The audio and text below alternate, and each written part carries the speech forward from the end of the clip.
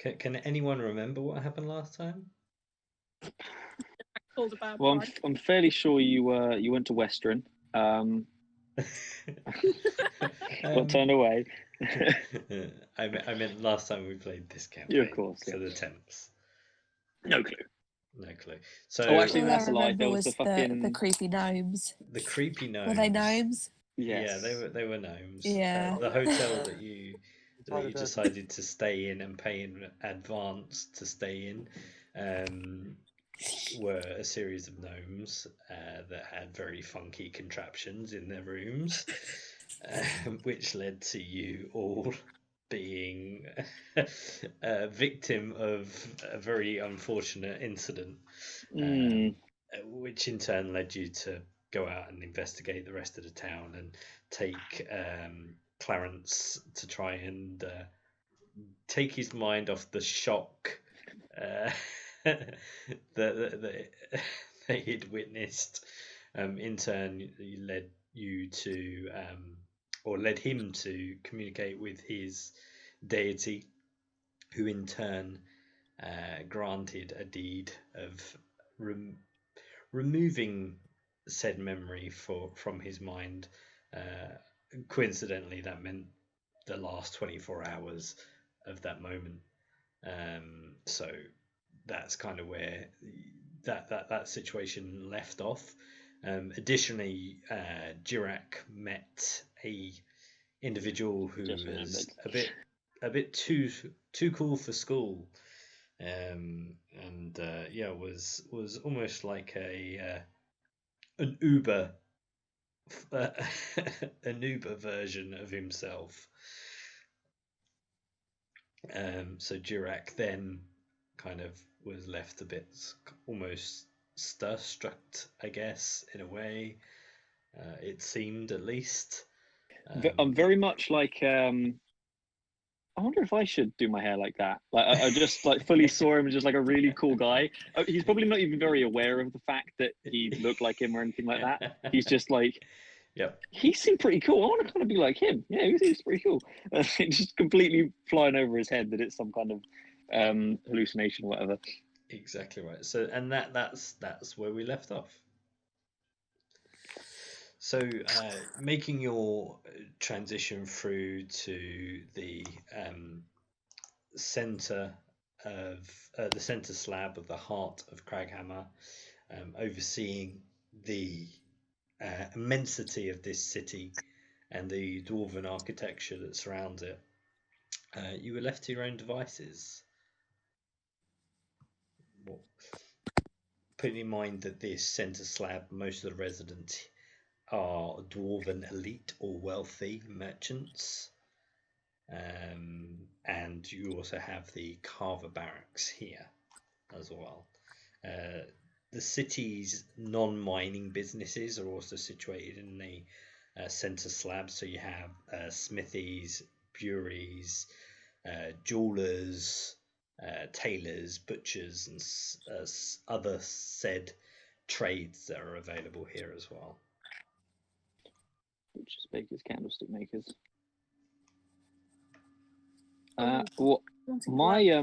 My request from in chat the other day still stands. Mm-hmm. If there is a magic shop, and I don't know if I'm just like making it up, but I'm fairly sure there is, like in canon, basically.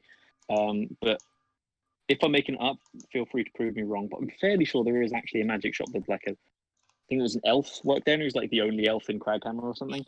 So there is. Where are we? Hold on. Let me just scan my notes.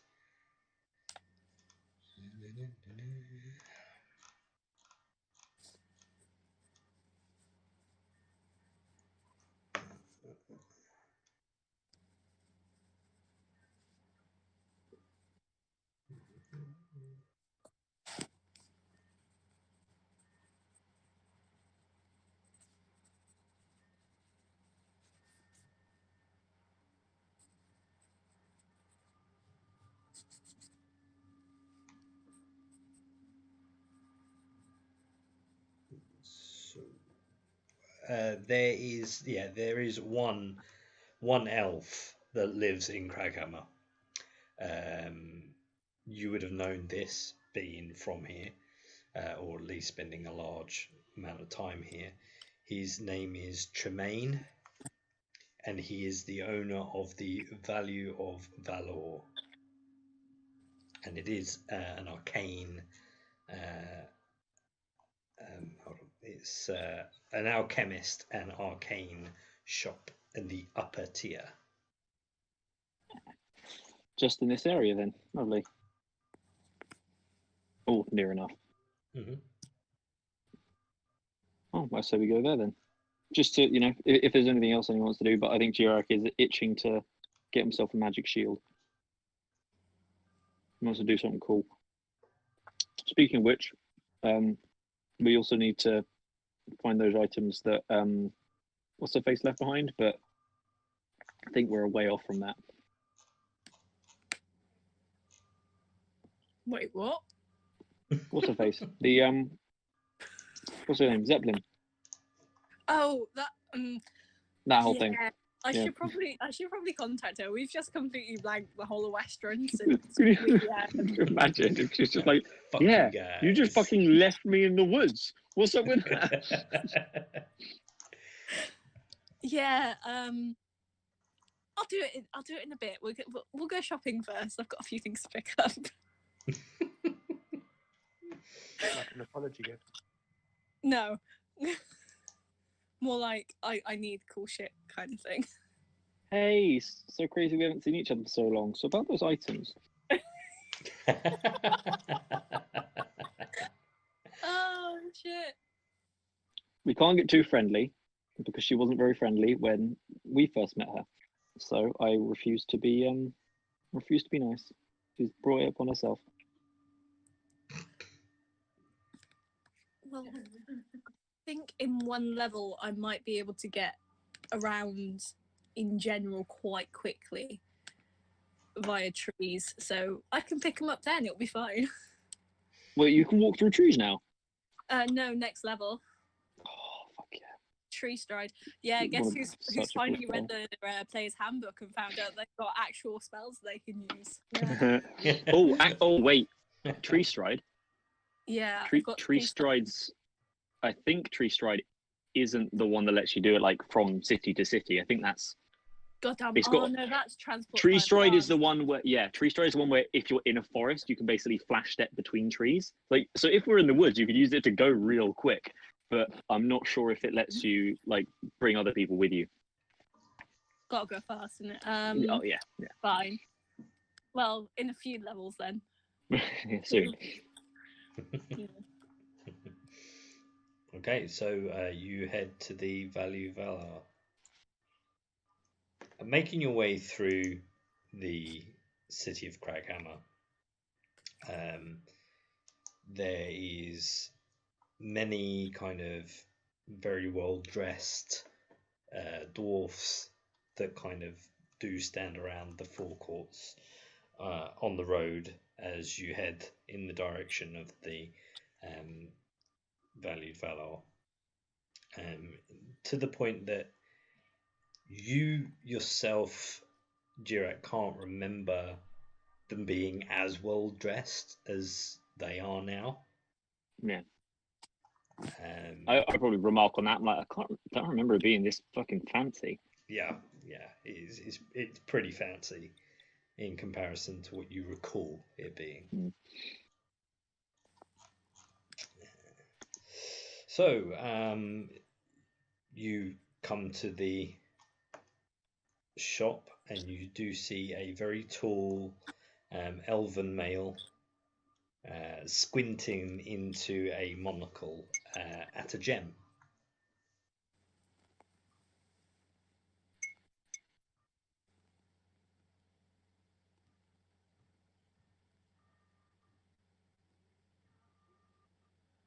You just walking around the shop? You cut out for a second there, Nick. You just sort of Sorry, said pal. you see a tall elven man, and then Sorry, that's probably That's my it. audio. He's preoccupied squinting into a monocle at a gem.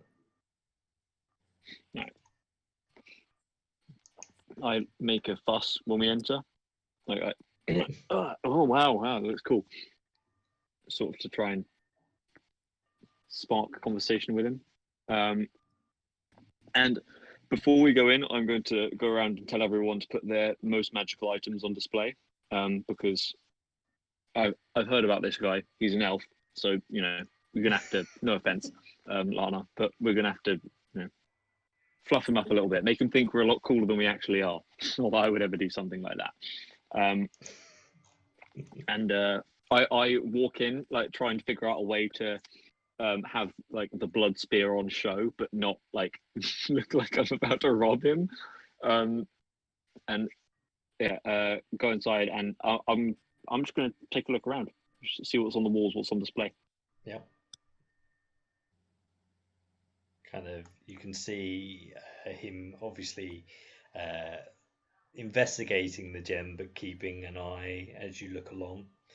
Some of the items that you do see inside this magnificently dressed store, everything seems to be very meticulously placed. Even the slightest thing out of place would be obvious that it is so. And everything you kind of laid on the shelves where between the spaces, if something was to be removed, it would leave a wide enough gap that it would be obvious that something is out of place or missing. So with that in mind, let me pull up my other bloody website.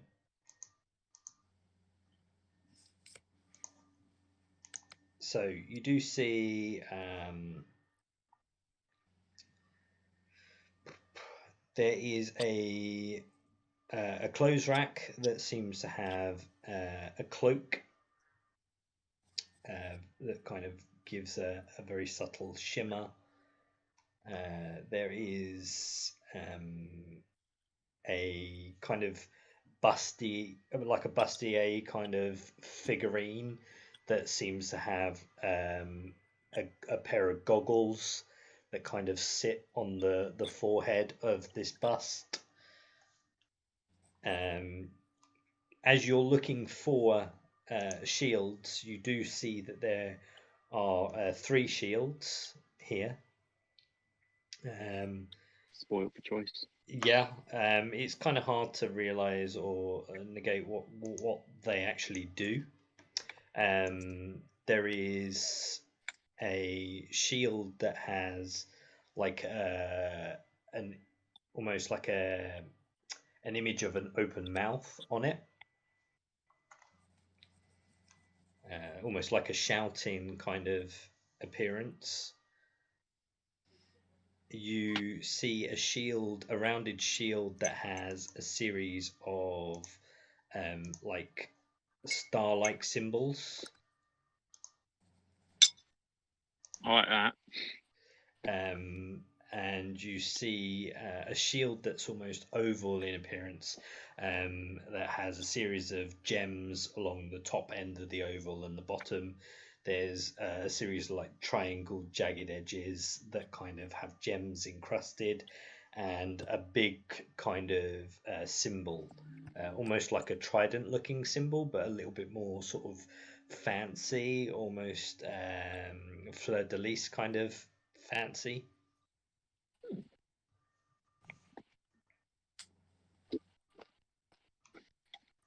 I will sort of pretend to look like someone at an art gallery who thinks they know what they're looking at. But, oh yes, the detailing on this piece is incredible. My good man, calling over to the. Did we get his name? Did we know his name in advance? Or you would have known his name anyway. You'd have heard, being the fact that he's the only elf in Craghammer, you know his name to be Tremaine. Tremaine, gotcha. Yeah. So I say, my good man, Mr. Tremaine, is it? Just Yes. out of curiosity, these shields, how do they? What's their effect? Inspire me. They each do individual effects. Which one would you like I can demonstrate for you? Well, I am rather fond of the stars. I find a subtle beauty in their natural wonder. But yeah, please describe to me how do they what do they all do? So the one with the stars, it's well, let me show you. And he kind of picks it up and he clicks his fingers, and sparks fly from his hand and kind of move around the room. And as they come up to the shield, it seems to absorb the magic effect that he created.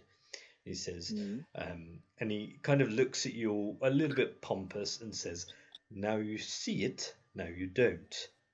If you wish to see it again, all you have to do is focus." And he holds the shield in like a defensive manner, and the same magic effect that he casts with his hands is pushed from the shield. And he I do a explains- golf clap. Sorry? I golf clap. This shield is able to absorb a number of spells depending on their powers.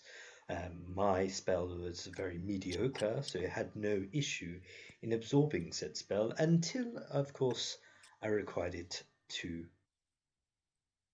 be used.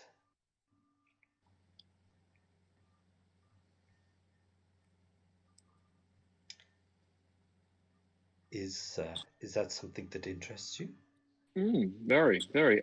Tell me, how strong can the spells it absorbs be? What tier are we talking? Well, that depends on how strong the individual is that wields the shield. Of course, If they happen to be incredibly strong? I can just imagine that you're now posing like, Yeah, I'm flexing. I'm doing that thing where you cross your arms and put your hands underneath your biceps. It says, "Oh, Actually, no, scratch that. I'm looking at things. I've never made eye contact. Just looking at them, like tapping my lower lip, my chin. Yes, interesting. If you're familiar with the use of magic, then you would be able to hold at least or absorb at least a level 2 spell, I would imagine. Nothing What to we sniff would at. class as a mediocre, but with a sense of power. Of course. And tell me, does it have a name? This is the Shield of Absorption. Shield of Absorption. Thank you ever so much. You know that.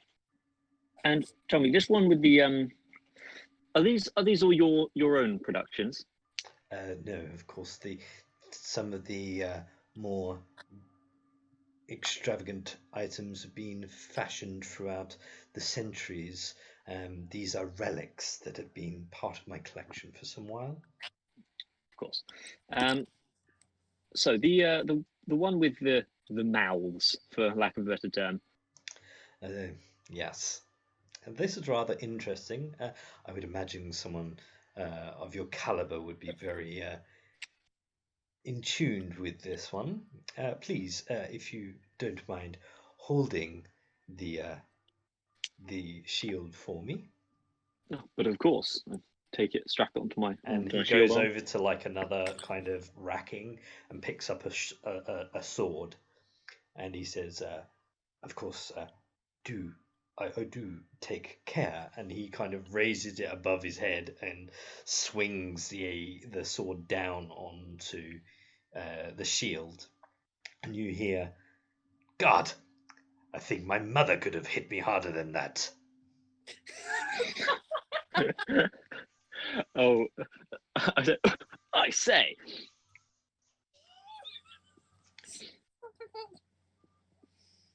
And I can't he say I was says, expecting that. Another demonstration, and he kind of like jabs at it, and he's like, "Oh, just go home, you woman." I don't react quite as strongly as that one's interesting. So I understand this is a purely demoralizing effect on the enemy. I must say I'm rather impressed. My ability to not take high offense to this shield, as I'm quite aware of its abilities. Yes, some enemies may be caused to have a disadvantage of their attacks, as they would be preoccupied with the offense that it would cause them. Interesting, very interesting. Right. So, and this one, a title, perchance? It's called the Loudmouth. The Loudmouth. Aptly named. And last but I'm sure not least, this. Well, I'll allow you to describe it, motioning to the one with the fleur-de-lis looking thing on it. This is known as the Spellguard Shield. Spellguard Shield. The ability is to give you an advantage against saving yourself against spells and magical effects.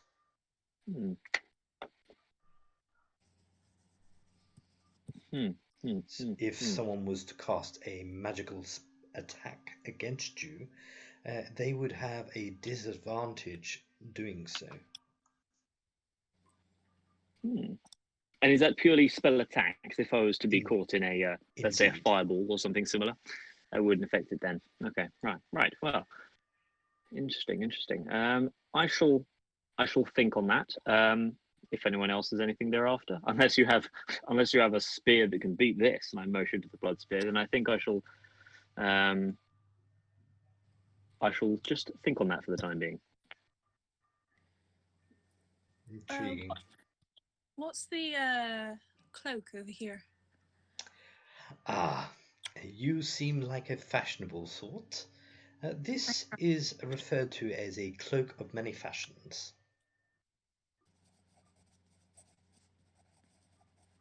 Okay. And what does it do? Well, that cloak would allow the wearer to fashion their appearance of the cloak into any design, pattern, or fashion that they desire. Interesting. And how much would this be? The cloak of many fashions. Mm-hmm. My dear. And he kind of looks around the rest of the rough tag band that you're carried with. And he's like, "Are you sure you have the coin?" Try me. I'm going to pull out my what's it called? My guild membership and say, I've worked in various things. Still keeping up membership. I think we're better than you assume. And on show, I've also holding it up with my gloves of missile snaring all on my hands. The amulet proof against detection is just against my chest as well. Very impressive. It's nice to see that it's not always so obvious to realize someone's, if you like, beneficiaries. This cloak would set you back, let's say, 150 gold. Wonderful. And just these goggles over here, what do they do? The goggles, I'm not entirely sure if these would benefit yourself, but these are goggles of night. But if you had anyone that wasn't able to see in darkness, then this would improve their dark vision range by 60 feet, at least. Fantastic. Well, I'm definitely going to look at the cloak. Anyone else? I would like to point out that the whole time you two are talking, I'm just teaching my cat how to fetch. Okay. Can you do me a dexterity saving throw? Oh. Actually, no, sorry, a dexterity check.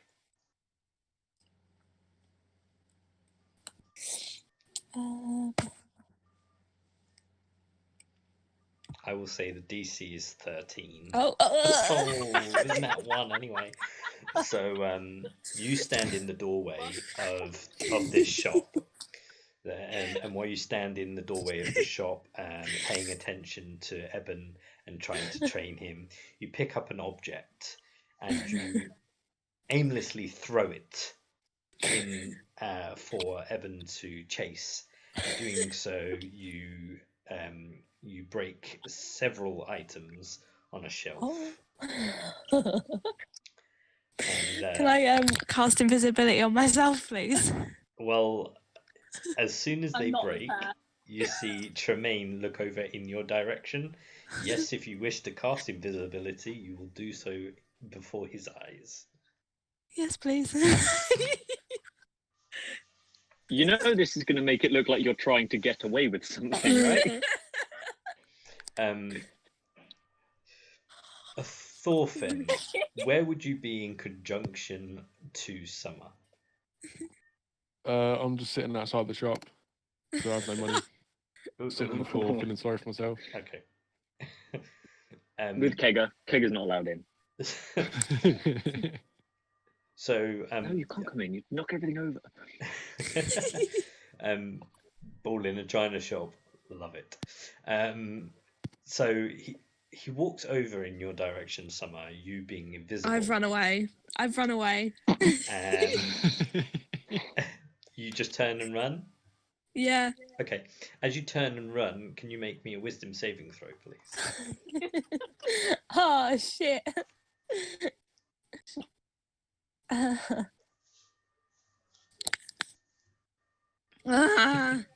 You attempt to turn and run, and as you do so, you find yourself frozen in a running stance, invisible, may I add.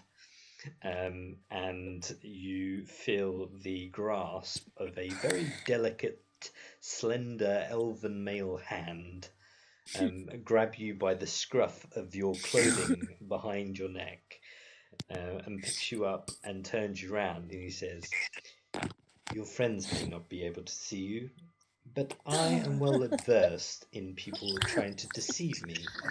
Now, I believe you owe me some coin for the damage you have caused." No. And he kind of just holds out his hand and he says, speak common. "We can do this the easy way, or we can get the guards involved."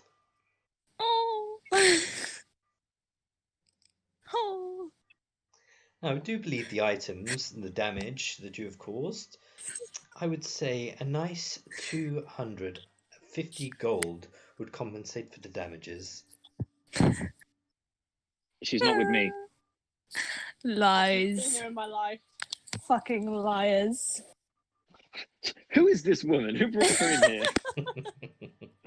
Such random days. Yes. I've pulled a monocle out of nowhere and I'm wearing it. Yes, honestly. Oh, I'll hand him the 250 gold. Okay, mark that off your sheet, please. What was it that Bitch. she broke? Are you asking Tremaine? Yeah, no, I'm just like casting an eye over, seeing if it's anything like. I mean, she has paid for it now, so Yeah, I mean, I can there make is it. there are some items that have been caused damage by other items fallen on top of them. Hence, some of the magical properties would probably be damaged also. But there was a darkened shard amulet that looked like it broken onto the floor against a like a plate, a golden gold leaf painted painted plate.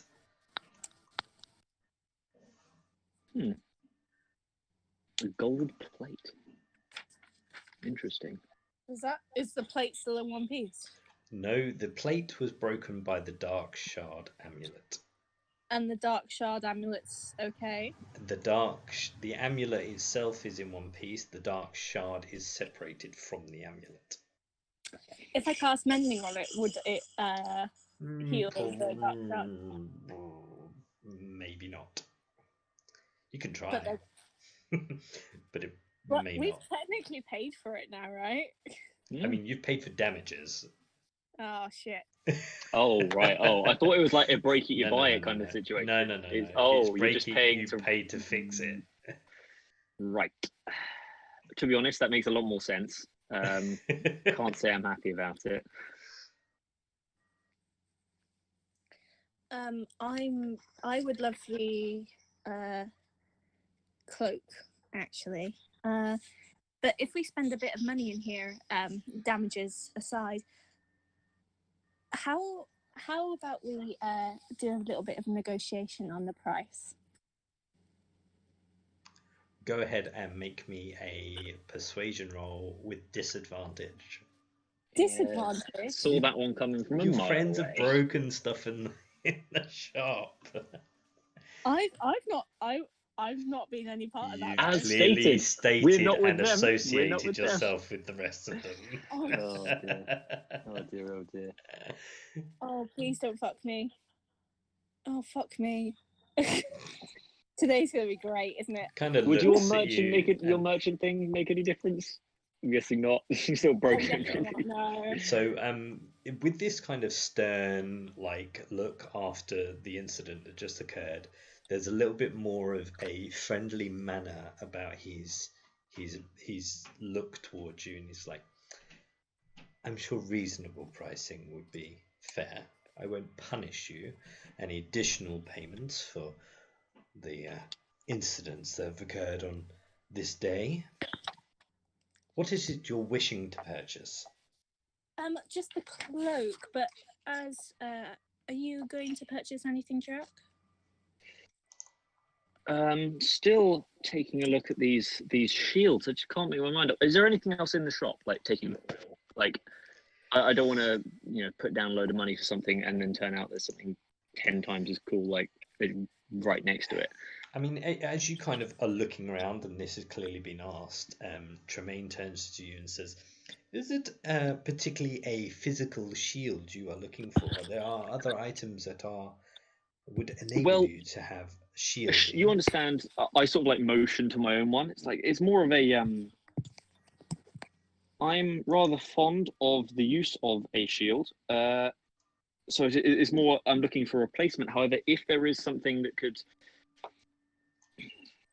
without sounding too self-indulgent, I would just quite like a magical shield. However, I am open to the possibility. It's not it's a want rather than a need. So if there's something that actually does strike out as better than, not necessarily in the same vein of, if it's something that just also there happens to be magical and quite cool. Things that aren't on show that some people have not really showed any interest to, but if you did like the shield, the loud mouth, I do have a shield of expression that would be in its place if that was not on show. Shield of expression. The shield has a face-like impression on the front. While the bearer holds the shield, you can use your opportunities to alter the face's expression. No real benefit necessarily, but a parlor trick, magical. a fun little thing that one could do. Indeed. Yeah, of course.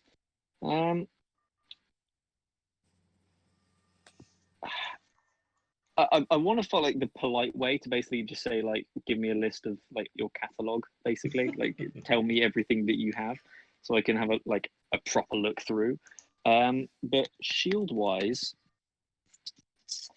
are they the magic items as shown in the DMG or whatever book they might be in? There's a few variants on them. Okay, yeah, I've got a few other shield artifacts that are available.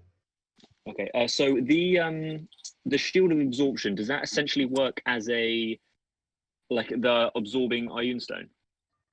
In a manner of speaking, yes. Yeah, like where it can absorb a certain like it would amount hold of. the spell until you wanted to use it. Oh, so like a spell storing. Gotcha. Yeah, but it would store a spell perhaps thrown at you. Okay, so you have to sort of like get hit by it and then you can bounce it back at them. Yeah, in a way. Yeah, not immediately, but like Yeah, that's you something could that use could it as conceivably as be an done. action or a bonus action. Okay. Sorry, to fire it back. I think I might go for that one.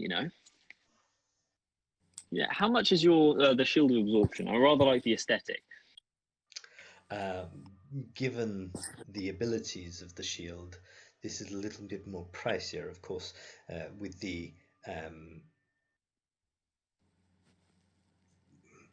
appearance. The shield is quite popular, but none have seemed to purchase it yet. This is priced up at 320 gold. I think I could afford a little dishing out. Yes, that should do just nicely. I will take the shield of absorption. Wonderful. So And it is something tells me that won't be the only thing I'm buying. Let me go quickly. Just type in shield.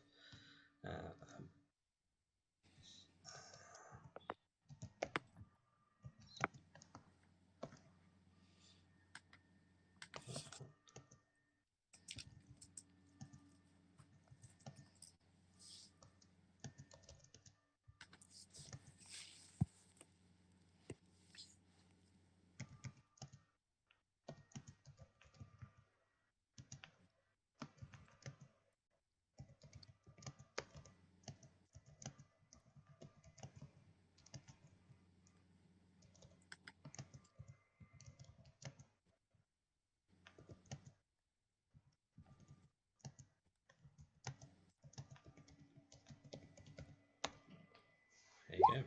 So it is a +1 shield. It can absorb one level 1 or one level 2 spell. It can also do the same with cantrips if you required it to. But it can, as a bonus action, fire back a spell that has been stored. And is that no matter what spell it is? It's always a bonus action. That's right. Cool. That's really fucking cool. Thank you very much. I can't log into Roll20 at the moment. I'm not sure why it's saying my password's wrong. But let me try and sign. No, it doesn't want that either.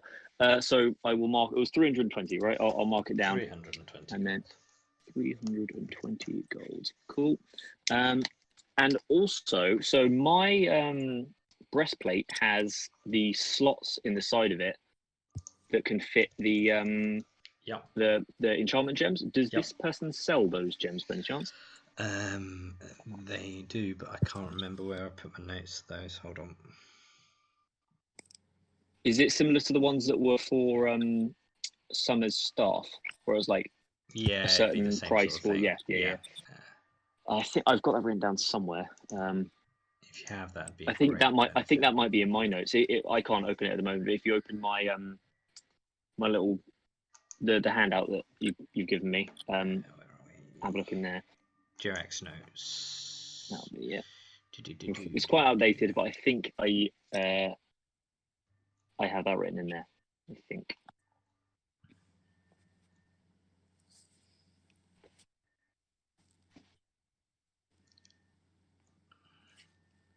Yeah, it's quite outdated. yeah. No, I've got it written elsewhere. I stopped using that because I hate having to like all the time I disconnect and just lose all my progress. No, you've got the feats in there, I think. Oh, wait a moment. No, there we go. So have you got purple gem worth around here? No, it's not that. I think that's the spell gem things. Yeah, no.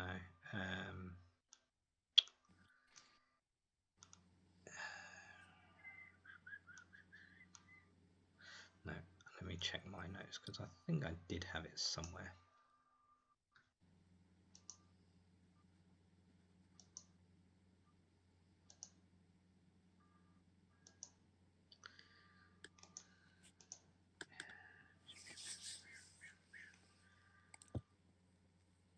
Either it's in my note, like old notes somewhere, possibly.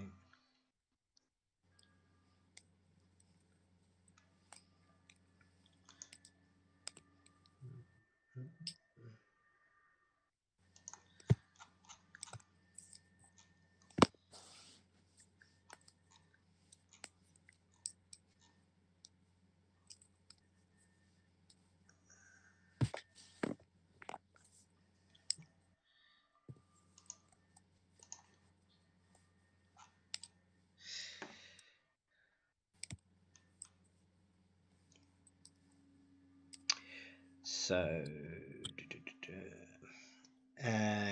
gems made, I think, were +1 to any stat gem would be 500 gold. Resistance to any type of, or one type of damage is 800 gold. And immunity to one damage type would be 3,500 gold. Okay. Oh Christ! So To be fair, immunity to a damage type is quite impressive.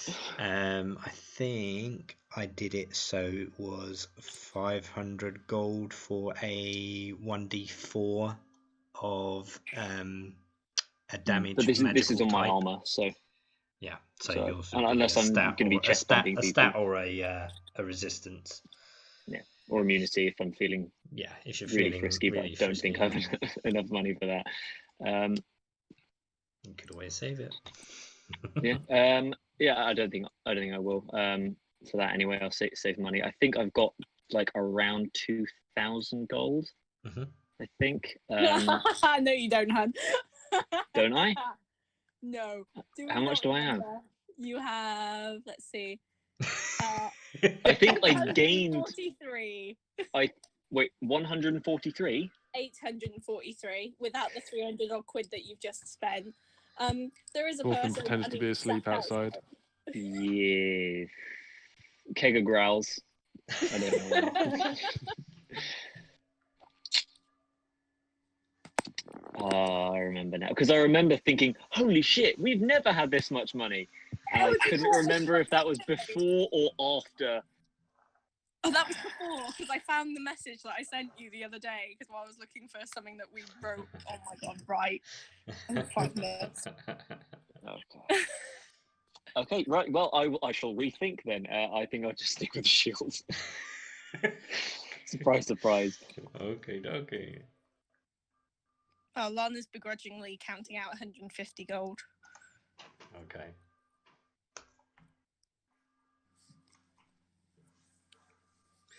Would there be anything else you require?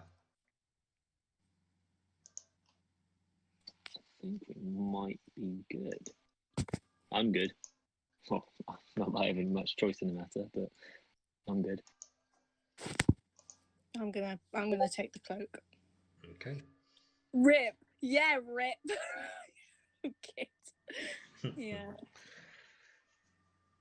Yeah, I'm gonna take the cloak. Clarence might like. Is there anything Clarence might like?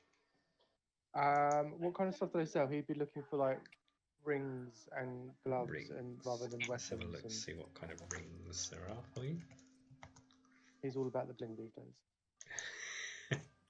He started listening to hip hop. Let me see what this one does. Oh, that would probably be ideal for you, but I can't. I don't think my ability would be able to cope with it. There's a oh no, there's a sword. I didn't put a sword. I put ring. I thought there was a ring of answering. I'll take that. What's that? It's not. Hold on. There is there's like a rack on the counter of when you go into like these places when you're on holiday and they've got the really cheap tacky kind of tin rings that people have for like toe rings. Yep.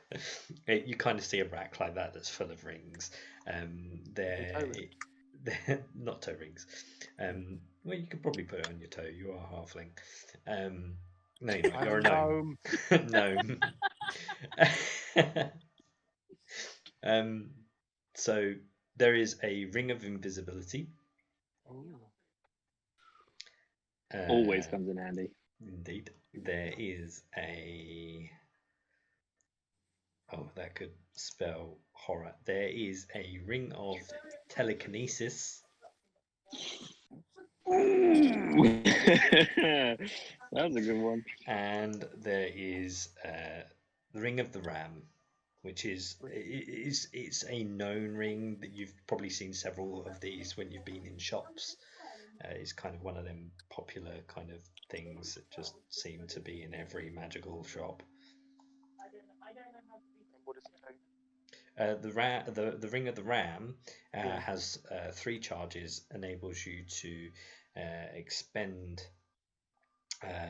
charge. While wearing, you can expend 1 to 3 of its charges to attack one creature you can see within 60 feet. The ring produces a spectral ram's head. Makes a roll with a +7 bonus on a hit. The target takes 2d10 force damage and is pushed 5 feet away. And how much is that? That is 250 gold.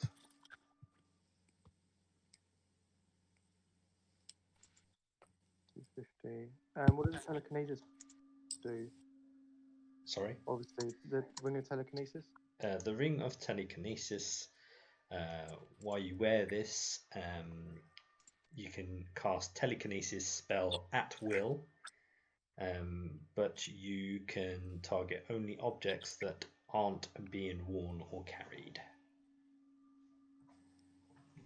Okay. So it's a bit like Mage Hand.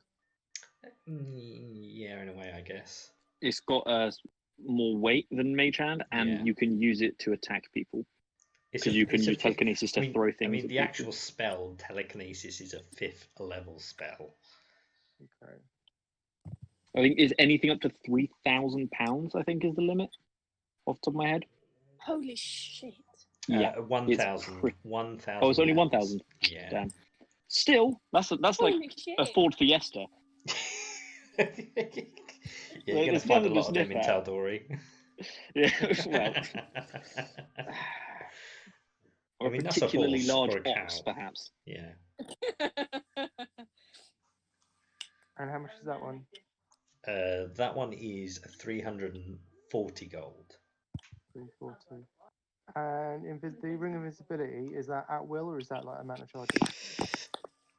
Ring of invisibility is an action. You remain invisible until the ring is removed or until you attack or cast a spell. So I'm invisible as I put it on? Well, you would like... Oh, where are I carrying it? So while we're in the ring, you turn invisible as an action and you... Oh, no, it does just say... Oh, no, yeah, it does say you can turn invisible as an action. So, yeah. It's basically you can choose the one ring, but you don't have to take it off to deactivate it. And how much is that? The ring of invisibility is 220 gold. 220. Bargain, mate. That is a bargain, really. 6, 7, I mean, as far as magical items goes, he's not unreasonably priced here. I'll take them. Which one? All of them. Blimey. Okay. You know, you can only be attuned to To 3 magic items at a time, right? Yeah. I don't think I've got any magic items. Is my maul a magic item? Not that you need to be attuned to. No. Ooh, So I don't actually have any magic items. damn! Get you're- blinged up, yeah. son. Pivot ain't easy. Your yeah. It's only what was bestowed my on. armor. Is my armor magical? It depends what armor you're wearing. If you're wearing the armor you found, which is a little bit like the That's a half plate of it would yeah buy that the that yeah you have to be attuned to that. Okay, so I can only get 2. Mm. I mean, you can get 3 and switch between them, but Only That's takes obviously- 15 minutes to change attunement.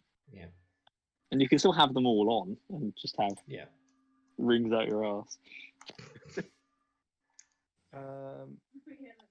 Sorry, Luke. Continue. I'll come back to me in a second.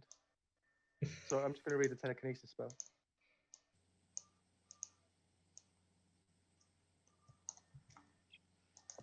Is there anything that could make my AC higher in here? Hold on. Plenty of magical shields. Yeah, I mean there is. Even one that's got a faster wit than you, Lana. Haha. Wow.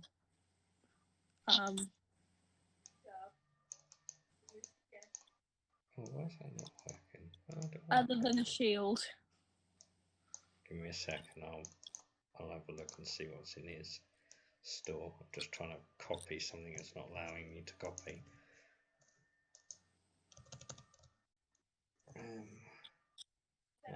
Before I forget what they were.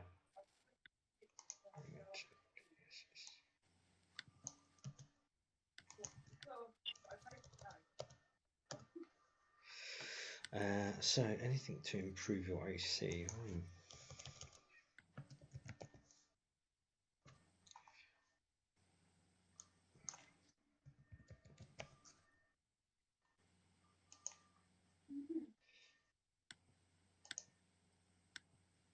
Oh, whoops.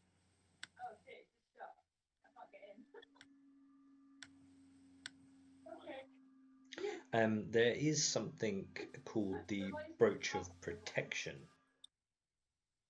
Right. However, it only gives +1 to your AC. But How much is it is like 80 gold. 80, 80. Yeah. It's a very small, mediocre charm. Like Lana, let's go. Yeah, sure. I'll grab that. That's a 5% improvement. Yeah, that's better than You're now. 5% less likely to get stabbed. Just, Yeah. You know. I'd Oh, pay yeah. 80 gold to 5% less chance of being stabbed in the real world. Yeah, so would I. Yeah, that's fine. I'll buy that. Okay. What's it called? The Brooch of Protection. Cool. I mean, it's a lesser Brooch of Protection, but it's yeah.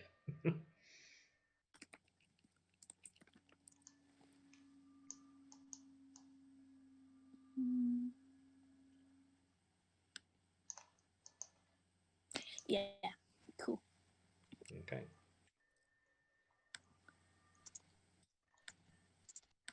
While we're waiting for Clarence to make his decision, could you all make perception checks for me, please?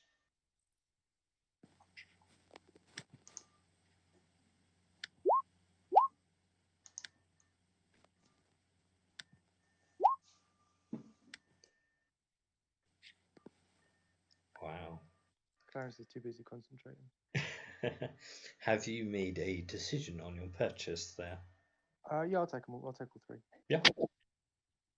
Okay, so I've got what I priced them up as now. 3. So it's 810. I've got 220, Okay. 340, 250. Okay, yeah, wonderful.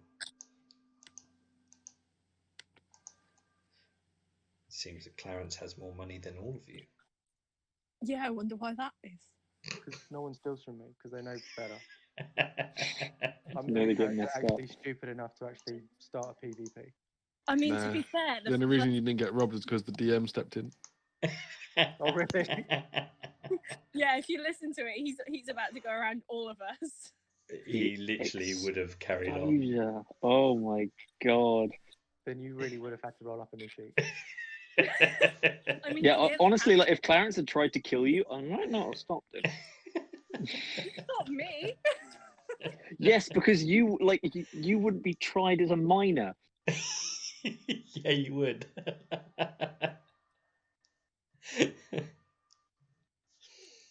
Okay, so you make your purchases, and only you, Lana, you start to feel a rumbling, a tremble, not from like the shop, but the ground. Like there is a constant trembling that you can feel reverbing under your feet. What the fuck is that? Can any of you feel that? Yes, I'm hungry. I haven't eaten all day. Kega's probably like scratching at the floor or something, but she's outside, so you might be able to hear her like scratching the ground. Anyone? It's like the ground's vibrating like an earthquake. Can nobody really feel that? As I'm gonna squat down and put my hand on the floor. As you kind of bring mimic this to that. light, it grows heavier and heavier with the rumbling, and it is now evident to the rest of you that something is occurring, and you hear a series of distant explosions from below, and there is a series of ringing, like bells begin to chime, and you can hear the rushing around of crowds outside, but you, amongst the chaos that seems to be unfolding, you hear a very regimented march like boots, a series of marching boots that seem to be heading in your direction.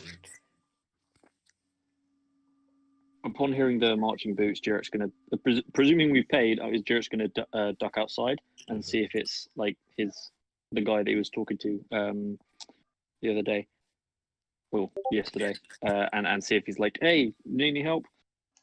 Yeah, I mean, you begin to see a lot of Carver forces,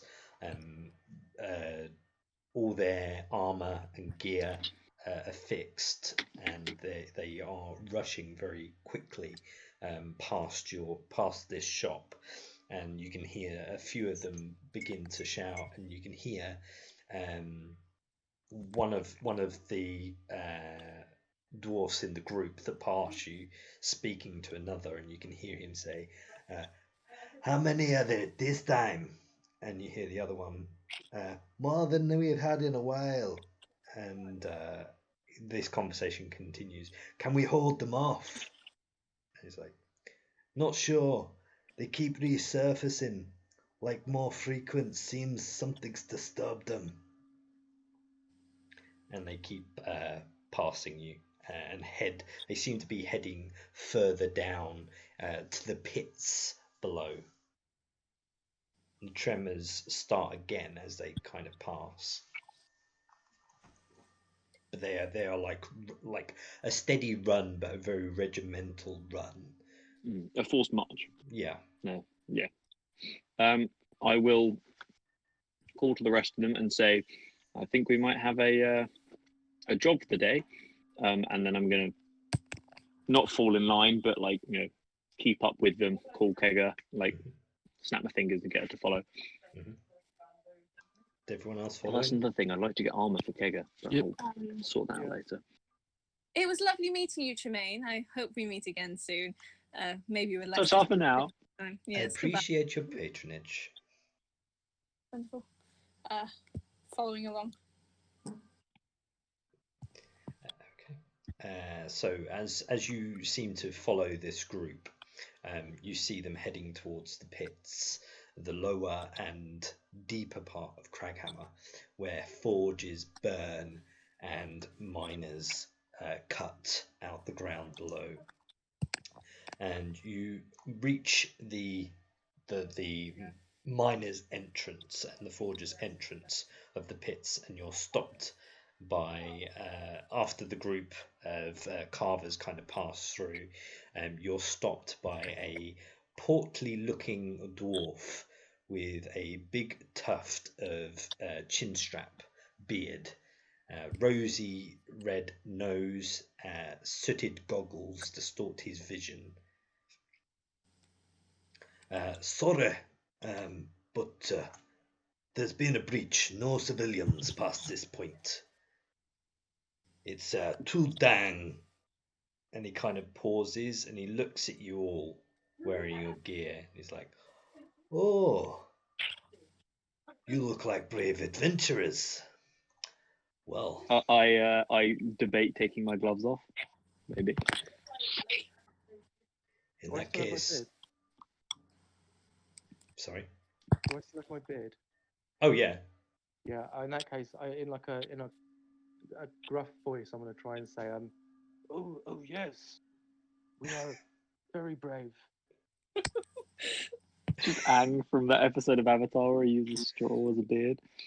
well, in that case, perhaps you'll be willing to lend a hand." Anything for my dwarven kin? Kind of like that. I mean, you can tell he's not quite sure. I mean, his vision is like his goggles are black, like, and he's clearly tried cleaning the soot off them so many times it's just smeared. He's like, he then proceeds. Mysonoids have been breaching more frequent, and more than we can take on. We have to take care of them around the clock. Our production is taking a hit.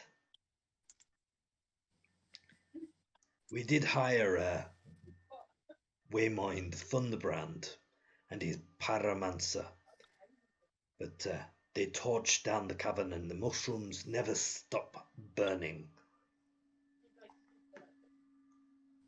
The Mysonoids that live in the fungal forest, they never stopped fighting. Point us in the right direction. We didn't come here to chat. If you can help clear out the Mysonoids, we will be happy to reward you. Within the cavern, there are 5 shaft huts dotted throughout. Look for the 5th one, the shaft. Take it. The others have been forcing, taking 3 and 4, and most of 1 and 2 have collapsed. Be careful, the 5th mine is new and is yet to be mapped, so take caution. Have you got any spare Money. how does not money? How does one rude. How does mining work in D&D? Do they take canaries down? Do they have anything to sense when things are going to go south very quickly? Dwarves are just adapted to do that. Yeah, They've got pretty a racial trait where they can like look at a wall and see if it's about to fall over. Yeah, But they're so stone. methane, when you go down into a mine, when you're deep in the mine, it builds up and can set alight very quickly if you fuck it up. And you could tell when there was a build up of methane because the canaries would die that they took down there. Mining village. Grew up. Hence the phrase "canary in a coal mine." Yes, exactly. Do we have anything like that? Call me paranoid, but you know. Well, usually we don't let outsiders here, so we don't usually have anything like that. But I may have something for you. And you see him pick up like this wooden crate, like this small, like wooden box crate looking thing. And he picks it up, and you can see a barred like trap, and inside there's a rat. That'll do. I'm gonna. Can I strap that to my belt or anything? I mean, it's like a cat box. Yeah, I'll take that down with me. Yeah, that's fine. Yeah. Lana, It then like Yeah. alleviates you to pass through. can you shoot me with a spell? Yeah, sure. Just something violent. How about poison spray? Sounds good. I hold up my shield. Sure. Sure. I absorb poison spray into my shield. Let's go.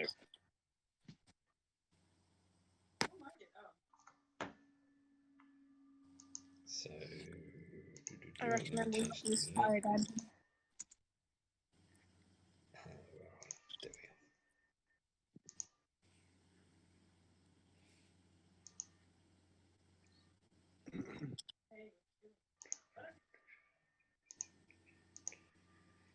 Oh, let me maximize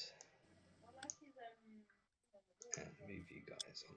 So as you progress down further to the grounds of the pits, you are greeted with this.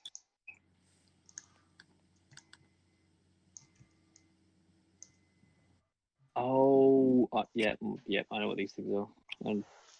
But I couldn't quite tell from the way you were saying it. But yeah, I know what these things are. Give me a sec, because I need my sheets.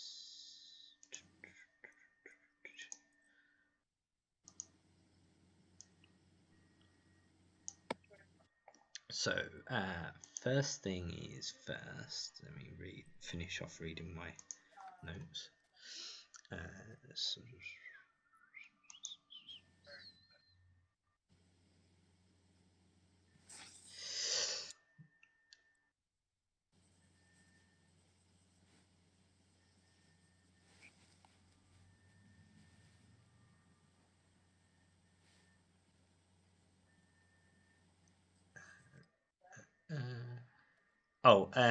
As you pass the foreman, he does stop you, Clarence, and says, "Here, young dwarf, you look like you're tough, but you'll need a sharp blade." And he hands you a axe. Okay. It's a regular battle axe. A regular battle axe. Mhm. I kind of stop and giving it to me and say, I don't need something sharp when I've got something big. And I show him my maul. Okay. He kind of smiles and tilts his head. But as you go down there, you can see that there is a massive cavern, and past where all the furnaces and forges burn, there is like a forest of fungi and bioluminescent like growths throughout this whole cavern, and a lot of it is burning on fire. Doesn't seem to be spreading, but it doesn't seem to be diminishing either. It seems to be forever burning. This is perhaps what the foreman was describing, that the Thunderbrand and his Pyromancer Brigade had done before passing through this area.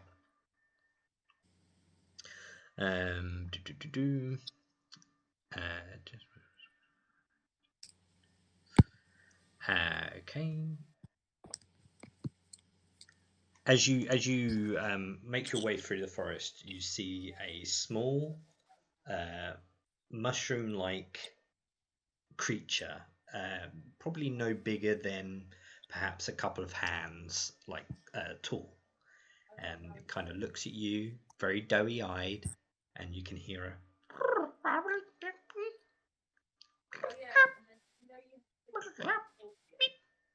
And another one appears, and another one appears. And It's going to sound stupid, but does the mushroom look angry? They don't appear angry at this stage. They are. There's 4 of them now standing at you, looking at you, very curious, making very cute and adorable sounds. Do they look upset about the fact that their apparently village is on fire? Doesn't seem to. Would they understand Druidic, maybe? Are you Well, are there you you go. are you just trying to convey information to these fungi? I'm just going to greet them. That was my plan. Okay. I was gonna like squat down and go, "Hey, little buddy, how's it going?" But I think that might piss Do them I off. get stabbed? Get a fucking spear in the neck. Oh, Jesus. Okay. So as you approach to greet it, who's approaching? Oh, dumb How- shit here. How Yeah. cute are they? I mean, they're pretty damn cute. And Clarence is already there. So one for Clarence. Let's say 3 for Goplana. All right. So Clarence. Yep. Does a 19 hit you? Oh fuck. Is this an attack of love? Because if so, it does. It's not an attack of love. Then no, it It doesn't. still hits. And does a 16 hit you, Goplana? Yeah, just now. Great. Oh. So first of all, Clarence, you take 2 bludgeoning damage and 4 poisoning damage as you approach the fungi, kneel down to see how cute it is, and he punches you in the face. And the same after this occurs, 3 bombard you, Goplana, Right. and do the same thing. However, only one of them hits. Well, that's a bit odd.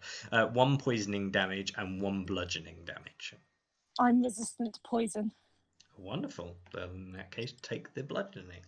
Yeah. Because I'm currently identifying as a dwarf, Yeah. do I also have resistance to poison? No. Um, Nice try. And it's at this point I need you all to roll initiative.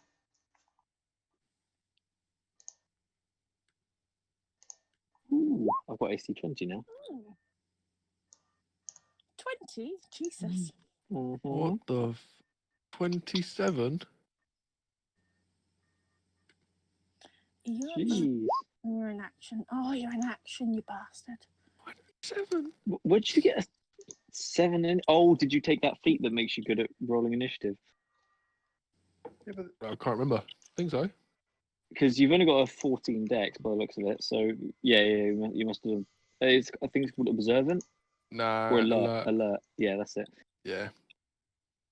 But yet again, I didn't click on my character first. you didn't. Oh. And I've still got everyone else's. Hold on. Let's have a look and go through these. So Lana I'm an actual tit. is... Where are we? Kega 14. Giant, go away. There's giants in here as well. No. There is on the turn order, but there's not in the game. Yeah, from the last time we had a fight, I think. Coplana, Summer, Clarence, all 20. Nice. Get rid of that. Kega, Zartlam, Thorfinn did not press on his token. I don't know who you're talking about. What you talking about, Willis?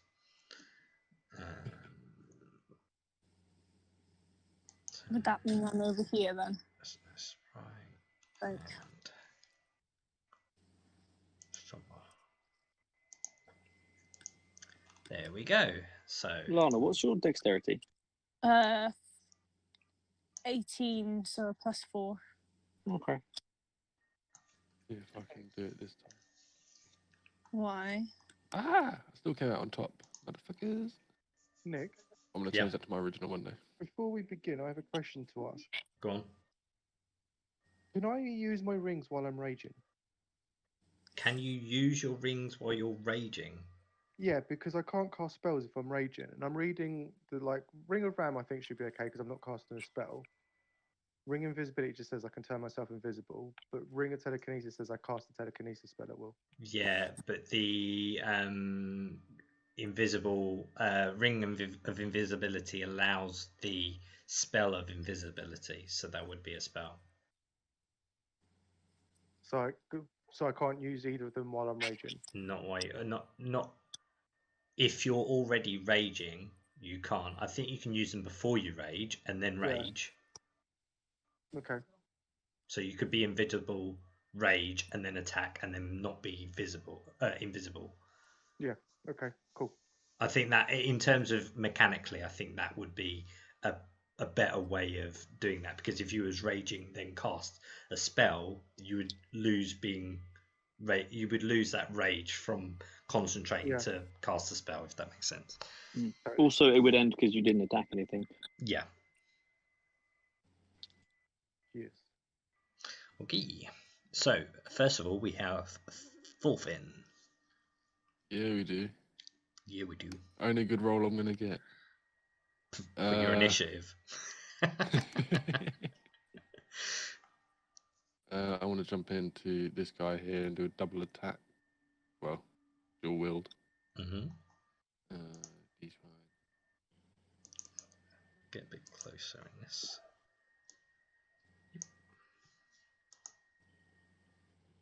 That'll fucking do it. Yeah, that'll do it. I mean, I'm probably not going to get you to roll damage on this because they're very low HP. So yeah, you kill it. You see it go all cute and making noises, and then sucker punch Clarence straight in the face. Yeah, you see Goplana overrun by 3 others. You come in, give one a bash, and literally make mushroom soup. Nice. Okay, Jirak. I'm just gonna run up to the closest one, and like a American football player, just absolutely punt it as far as I possibly can. Okay.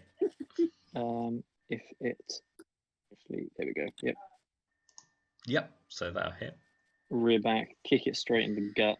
6 points of bludgeoning damage. Yep, that's enough. Okay. Again, mushroom soup.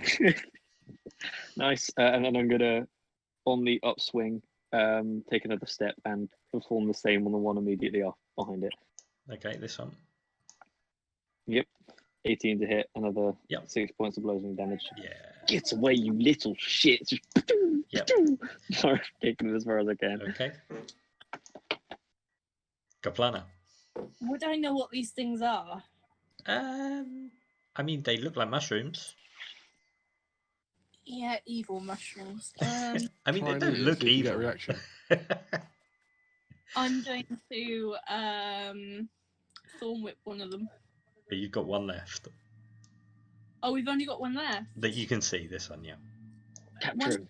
Ask him for clues. I'm not going to do that. I'm going to pick it up by one of the stems, hold it as far out away from me, and nick the spear and go, right, you little shit.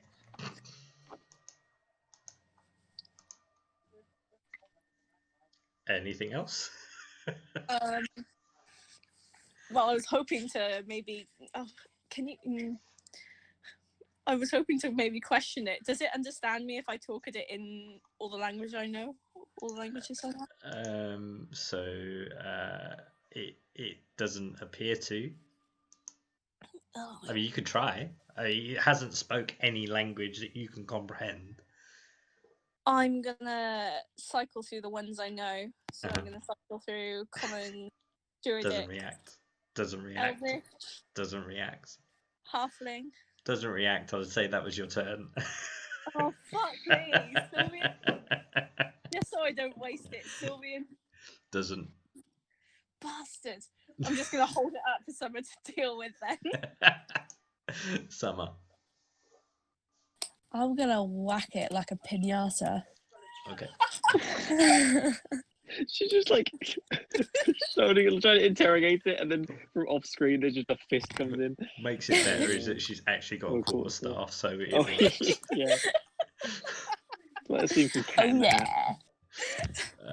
Yeah, I mean, yeah, you bash it, and the bottom half of it like breaks, like splits in half, and instead of sweets falling out, it's just like this horrible mushroom goo. Ew. Lana's gonna drop it and just turn and say, "Are we good people?" I think we've already established that we're not very good people. Okay. Anything else from you, Summer? You still got No. your movement. No.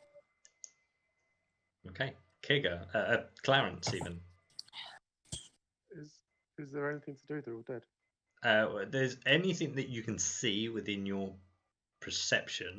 It appears to be dead, but there is, of course, the road ahead. Then I will jog along. Okay. Do.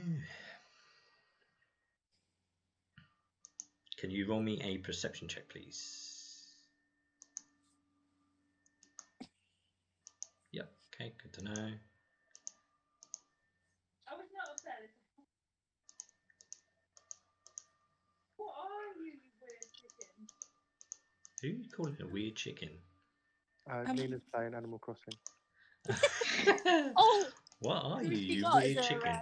There's a chicken with a bell on its head. No, it's Really? chicken in armor. There's a chicken in armor. What? All of a sudden, I want to play Animal Crossing. He's calling it a paladin chicken. Oh, my bells today, my turnips today being absolute crap. Animal Crossing. The first thing I searched for do Animal Crossing C is Animal Crossing Chicken Night. Oh, he's Chicken cranky. night. He's cranky. Yeah, his name's Nox. His most famous quote is that he threatens to hit you with a shovel. Really? His Is he famous like quote a- is that he threatens to hit you with a shovel. No, but someone did. Okay, guys.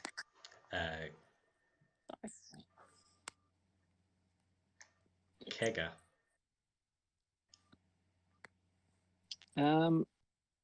Right, we can't see anything. She's gonna like.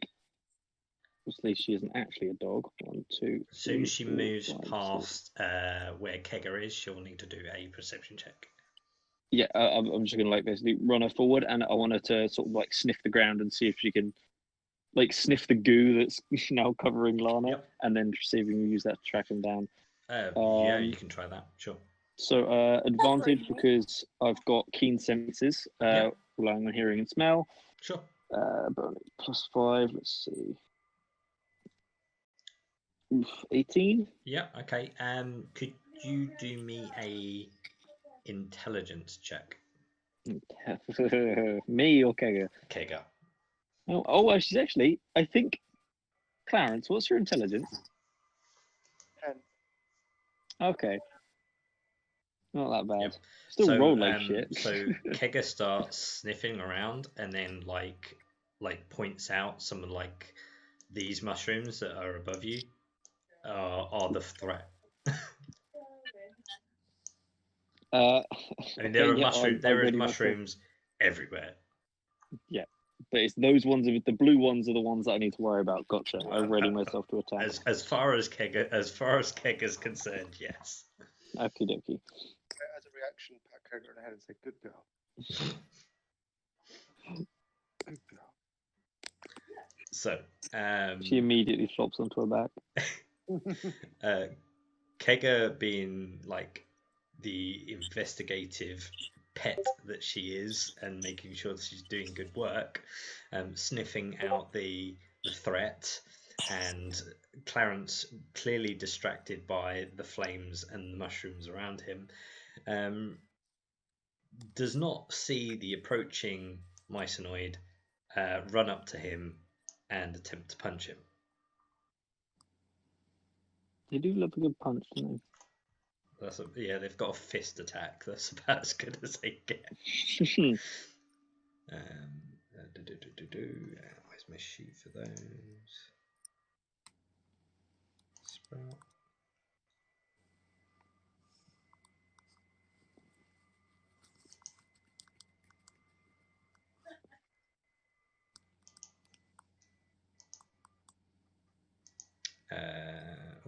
didn't. Did it run? Clearly that didn't work. I thought I rolled it and it didn't. Fist. Go. Ah, yeah. No, there we go. Which an 11 misses, so that's fine, but I do need to roll for the initiative for you because you are coming in.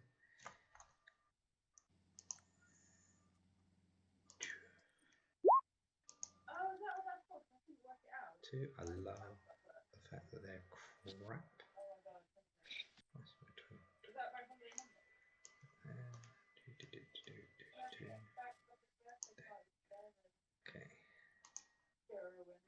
Okay, Jirak. You see a small, cute, angry, now looking sprout attempting to attack 1, 2, 3, 4, 5. Clarence. Okay, yeah. I can get around to this other side, so I can flank with Clarence, and then use the main event, the Blood Spear. Yeah, 13. 27 because I'm flanking. Yep. Cool. That's enough Kill to it make by the looks mushroom of soup. it. Lovely. And then I'm gonna make a perception check and sort of just like continue fanning out, see what direction we should be going. Yeah, cool. Go ahead and do that. Would ordinarily attack that rock, but I just saw that one appeared and it wasn't there. So as you attack the creature you just did, you hear a very peculiar sound of a much more angrier creature as it runs towards you going a big boy. I'm gonna turn towards him and stab him in the face as well. Ooh, that's a natural one, homie. Hell yeah. Ooh, did I actually was I prepared enough to open the critical failures? Probably not today. 20. Preemptively 16.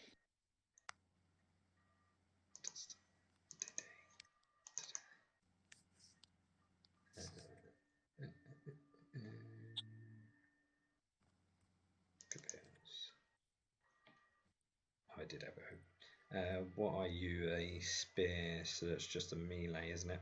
Or did you roll 1d20? Yeah, 16. 16.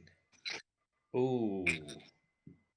As you go to stab it with your spear, you kind of lunge a bit too long and wide. I need you to roll a Constitution saving throw, a DC 15. Oh god, I'm gonna pull a muscle. Mm-hmm. Ooh, 8. So yeah, you are the strain of battle causes you to pull a muscle in your leg. Your movement and dex modifier, if possible, is halved, rounded down. Oh, that's bad. Okay, my AC isn't 20 anymore. Fuck. You have disadvantage on any ability checks that require lower body strength until you have completed a long rest or received medical healing. And my initiative actually drops by 1 as well, so if that makes a difference for combat. It does. I actually move in initiative because I now have a 20.14. Awesome. Oh, not 201. So sick. Oh, I probably... Why is it? Okay, that didn't work out right then, but doesn't matter. It's fine. Yep. So I now move at the same time as Clarence. Awesome. Okay. So in turn, the larger adult Mycenoid decides that it's going to attempt to attack you. There he is. However, he doesn't punch you with his fist. He does do he kind of, you see him kind of almost like hold his breath, and he squats his body, and just dust spores like spray from his body. We'll do this one. I need you to make a where is it? A Constitution saving throw, please. So we're doing a little bit better on the second one. No. Nope. Oh, if it's poison, I have advantage, so it's 13. It's not poison. That's not good.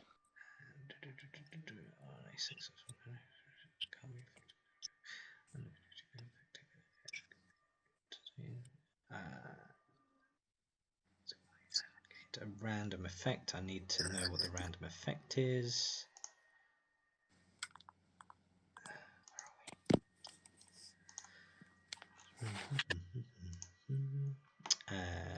1d100. That's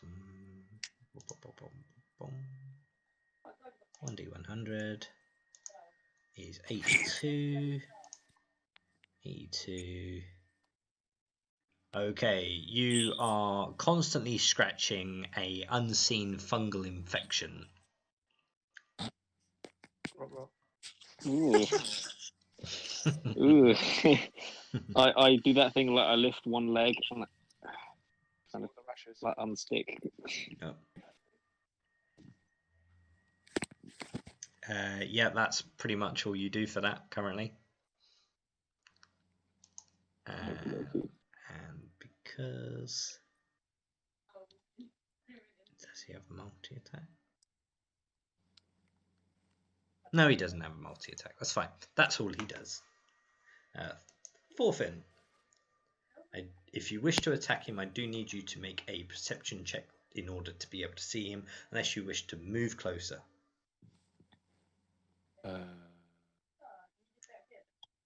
Perception. No. I mean, you can move closer anyway. It doesn't matter. It's fine. Can I move closer and still see him?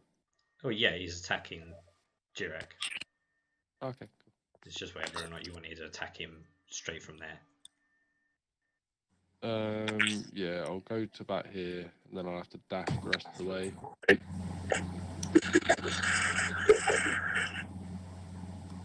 And I think with that, I'll again do a two-handed attack. 14 does hit. Yep.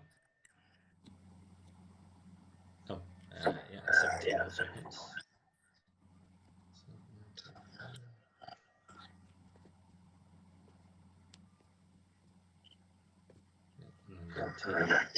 19 sneaker damage, that's real good.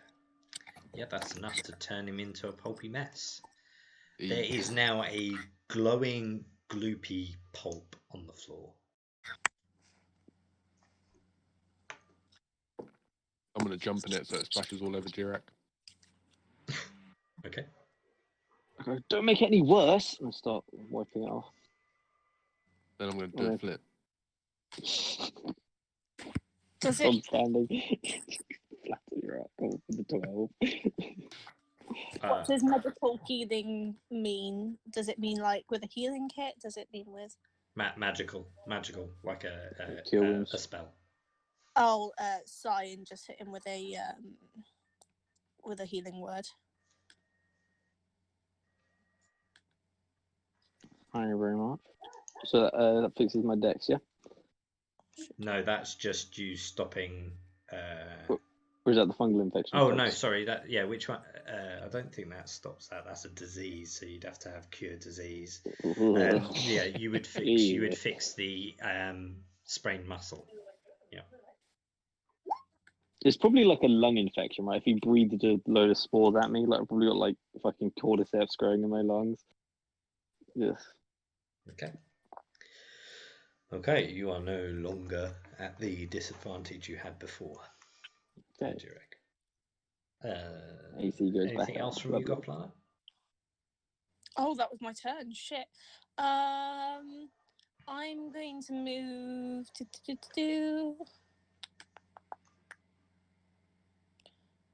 Yeah, I'm gonna move my way over. Can I see from here any other of the spore fungal things. Go ahead and roll me a perception check.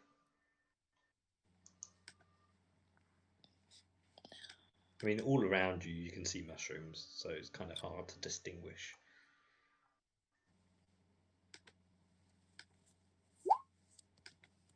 Yeah, you kind of see, you do see movement. You see there is movement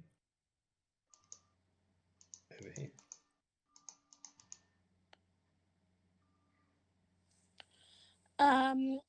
Okay, so my action, I'm going. Is healing word a bonus? Brain has gone. Yeah, wonderful. I'm going to. How far away are they? He's just in range. I'm going to thorn whip him. Okay.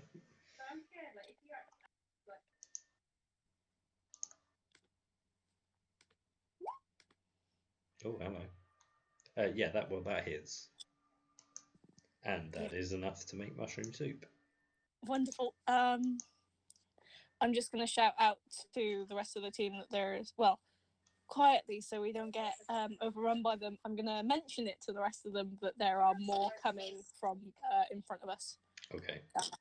Yep.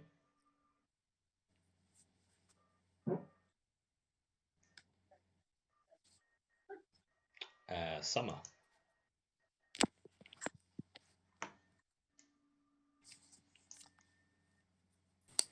I'm just going to move and maybe have a look around to see if I can see anything. Yeah, perception check.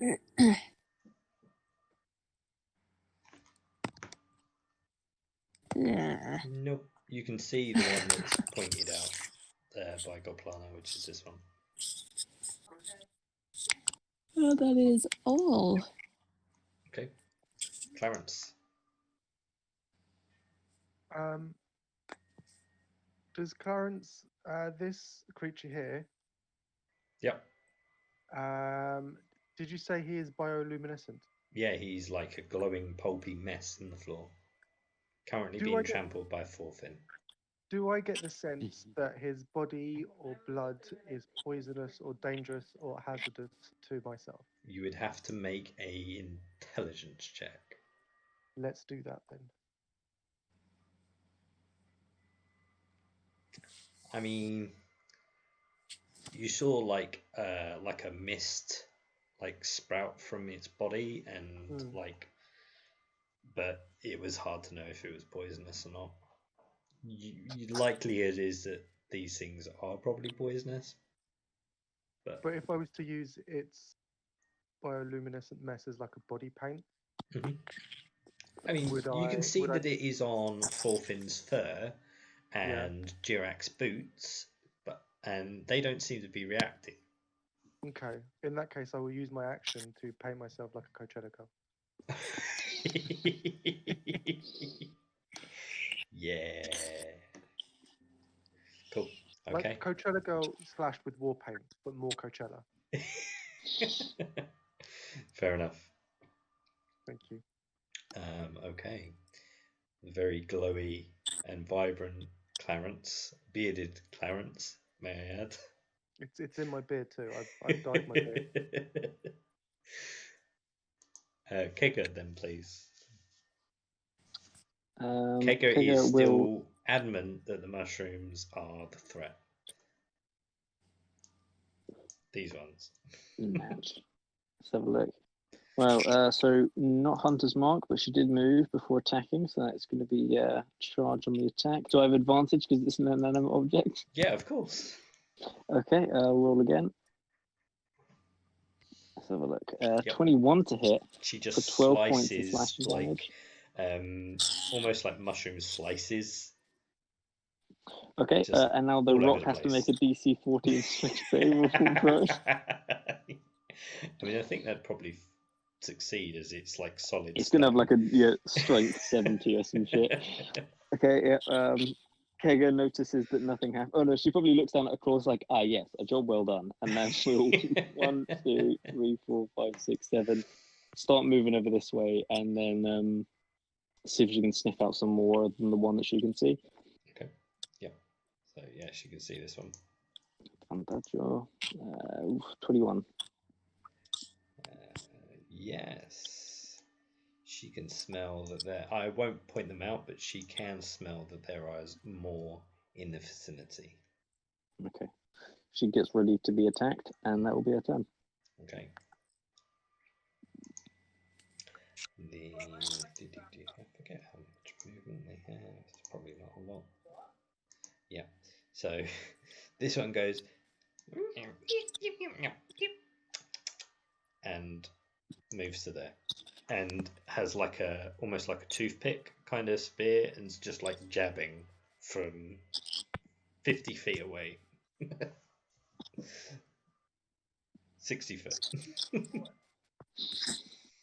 And as he does that, another larger angry one comes round, and you can hear him go,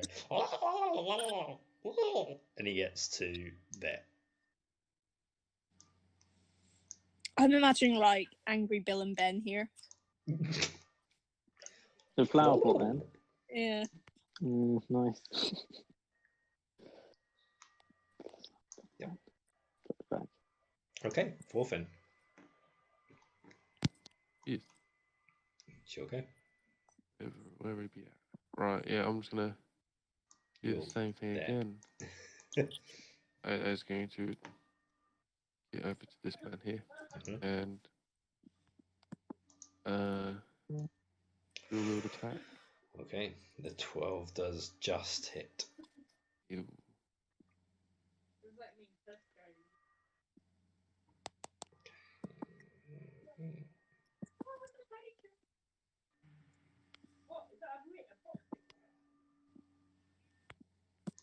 Yep.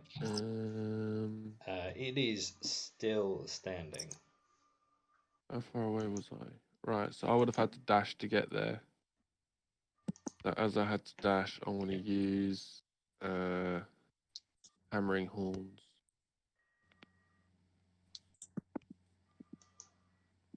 I believe I can do that. Part of I your use- attack action. Is it part of my attack After action? you hit a creature with your melee, yeah. Oh wait. Part of your attack action. You can use a bonus action. Isn't your bonus action to dash? Yeah, you are right. Yeah. Yeah. So you Never can't do mind that, then. unfortunately. No, Sorry, that's pal. cool. Jirak. Okay, now my my sprain is wore off. Feeling a bit better. I shall 1, 2, 3, 4, and 6. Oh, actually, yeah, 6. Get to here, and I'm gonna stab this dude as best I can. So. Let me just give you a heads up. If you succeed, he's got, which you don't. Oh god! I immediately fucking re-sprain my leg. Go ahead and roll you 1d20. Oh boy. 15. Oh god, if that's the same Yeah, thing, I'm it's the so same upset. thing. I just don't realise that Lana healed it. Do you know what? Because that was the same thing. Oh no, this is arms. This is arms this time. So go ahead and make your Constitution saving throw. God, Jirak's getting old. This is worse. This is so much worse. Constitution. I use my arms more than my legs. Ooh, 20. Yeah, you're fine. You're fine. Okay. Thank God. And I'm gonna make DC my was second 15, attack. so you're good. Oh, okay, cool. Second attack. That's more like it. 26 with 14 points of piercing damage. He had 1 HP left, so yeah. Awesome. Right. Again, gloopy, that's all my glowing movement, goo all over the floor. Okay. Right. Well, yeah, that's my movement, and don't have anything to do as a bonus action. That's my turn. Got Lana.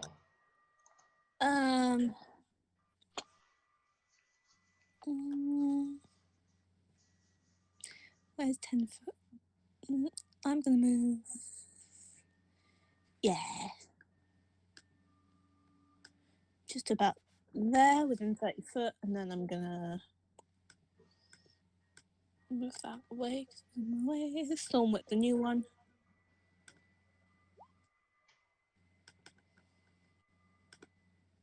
With 9 points of damage. Yep, That's he's my down. Mushroom soup. Can I see any more of them? Perception check.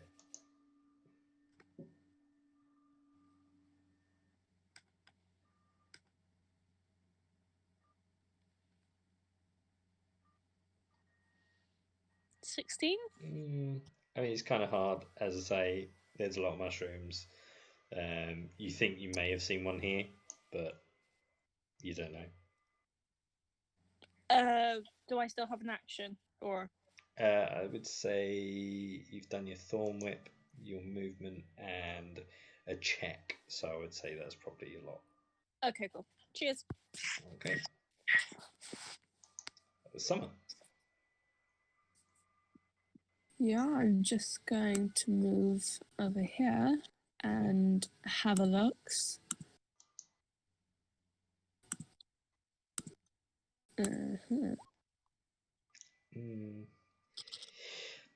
You think again that maybe one of these moved, but you're unsure. It's literally like the mechanic is nat 20 sees where they are. God damn it. Okay. Clarence.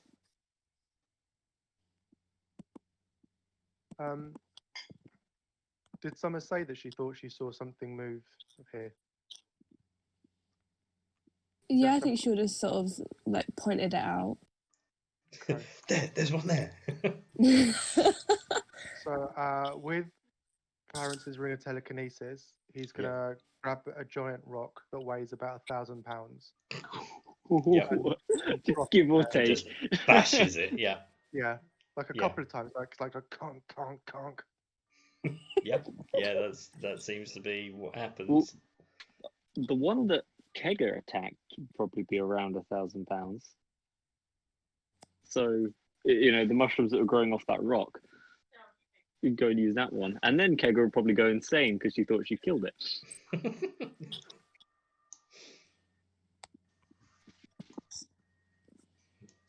Okay. Yeah. Anything else from you, Clarence? Walk No up and movement. withdraw. No. Okay. Okay. Good. Yeah. Kegger then. Okay, Kegger is going to take a look around. So I'm guessing, like, I see a gap here, but is that actually like a pathway through there? You probably no. Let me line out the direction the map kind of flows, which is probably more this direction. Yeah, I just want to make sure it wasn't like it didn't fork outwards. You could probably okay, go around cool. that way. It'd be a bit tricky terrain. Yeah. You might make it burn. Her instinct is not to run towards the fire, even if Yeah. like we know that it doesn't spread, but she doesn't. 1, 2, 3, 4, 5, 6, 7, 8, 9, 10. She skirts around this way and is going to make a perception check.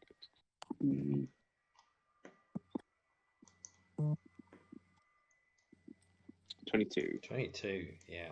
So she sees fire and a whole bunch. Oh, of fuck mushroom me. people. Okay. Is she in range? No, she's not.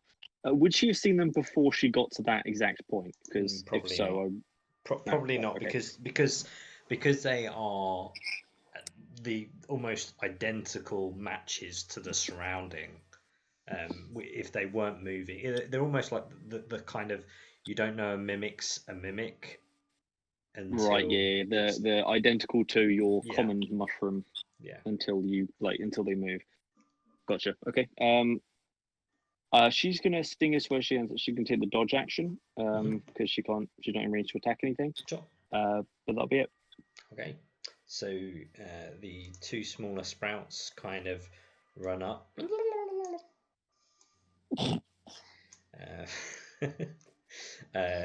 Does the dodge action apply to just one attack? It's all attacks for the next round. Okay, good. Not that they really are terribly strong, but so yeah, they miss anyway. The Sproutnoids to about there. One comes to about there to try and block the away, because that's what they're trying to do. No, adult.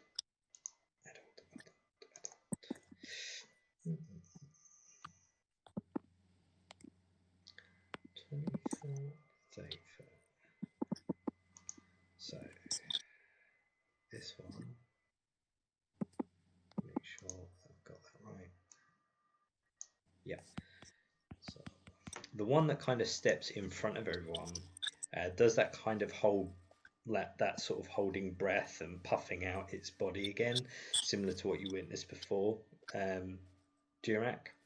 But this one then opens its mouth and sprays spores from its mouth. I need everyone within the 30-foot cone, which is everyone. Oh, fuck yeah, we're all bunched up. To make dexterity saving throws.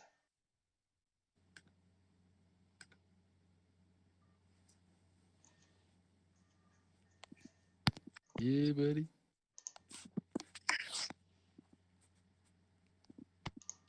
I'm really hoping it's high enough. Ooh. Yeah, it is. I think you're fine. I think it's. I mean, set it so that you can only get a nat 20 to pass it, sort of bollocks. That'd be it, my desk would be flipped.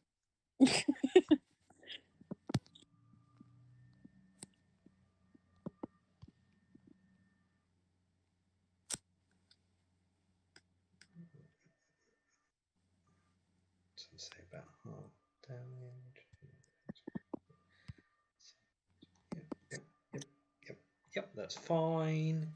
You all seem to succeed on that particular one. What's the other one? We'll do the one in front of Kega. I need Kega to do a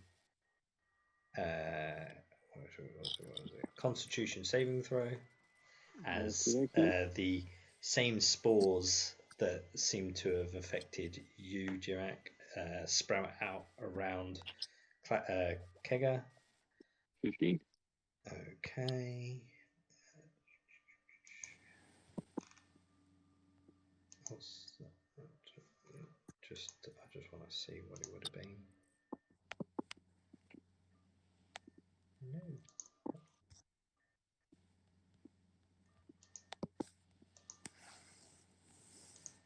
Jesus.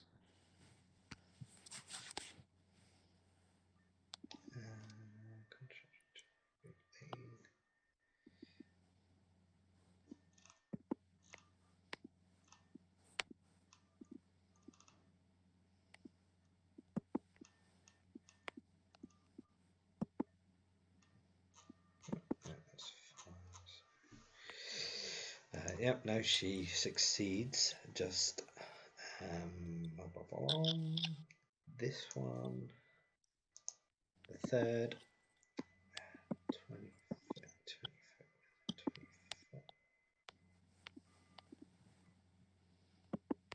20-foot radius, which again only affects Kega. I need another Constitution saving throw from Kega.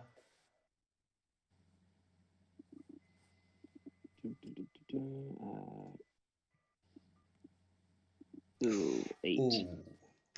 So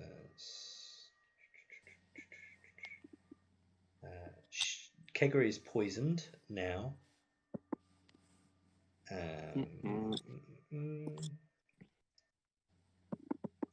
And she's in a state of euphoria. It's like catnip. She's like rolling around in her back. Just doesn't know what's going on.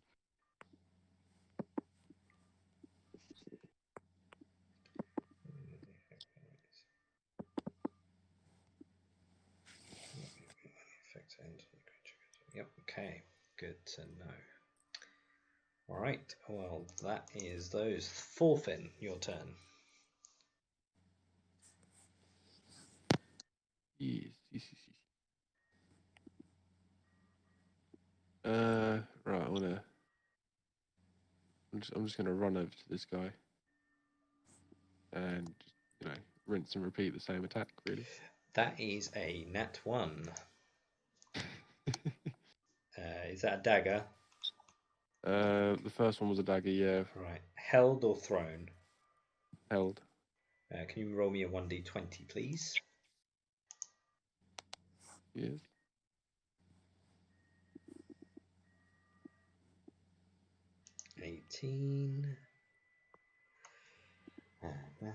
Your opponent. Suddenly, you are you sense that the enemy looks very tough. It's your choice. Oh, it's my choice. Their choice. I don't know. Your choice, I guess. Of a strength or charisma check against their charisma or strength. If one of you has landed a blow, oh wait, what? And the other hasn't. Well, this is worded really awkward. Man, your opponent looks tough. Contest your choice of strength and charisma, intimidation against their choice of strength or charisma, intimidation. If one of you has landed a blow and the other hasn't, they have advantage. Okay, well, We haven't got that far yet, so no advantage if then. if you lose, you are frightened. You may repeat. Was it a saving throw or a normal throw? So it is a contested throw of your choice. So you can either use your strength or your charisma. Yeah. For your intimidation. I'm not very charismatic, so I'm gonna go strength. Okay. In that case, it will look at its stats. I think it's fine. Yeah, I mean that's a nat. It's still going to roll it. It might get a nat 2. It probably won't, because it's got a -2 to its charisma and no modifiers to its strength. I mean, yeah, it rolled a 6. Alright, so does that mean suddenly I can you look damage at it and you think, oh my god, this is quite tough, and then you're like, I'm a fucking Minotaur. And that's it. So yeah, you can continue your turn as normal. Alright, so the second attack I done was with the short sword, but that shouldn't be with stealth. So it's just the normal stuff. 16, yeah. Okay. And then I'm just sort of gonna disengage and then run back here a little bit. Okie dokie. Jirak. Right, so the nearest alive one is that one there. Lovely. I'm gonna run up. Actually, no, I'm gonna try and save Kegger if I can. 1, 2. So if I go, I'm gonna provoke from him. 2, 3, 4. If you're 5, passing, 6. what are you doing? Trying to go through them? Yeah, no, I'm running straight past this guy so he gets an attack of opportunity. Yeah. I don't get in range of the bottom one, thankfully, but I'm running up beside Kegger to help her. Okay, good to know. Adult Mercenary Fist.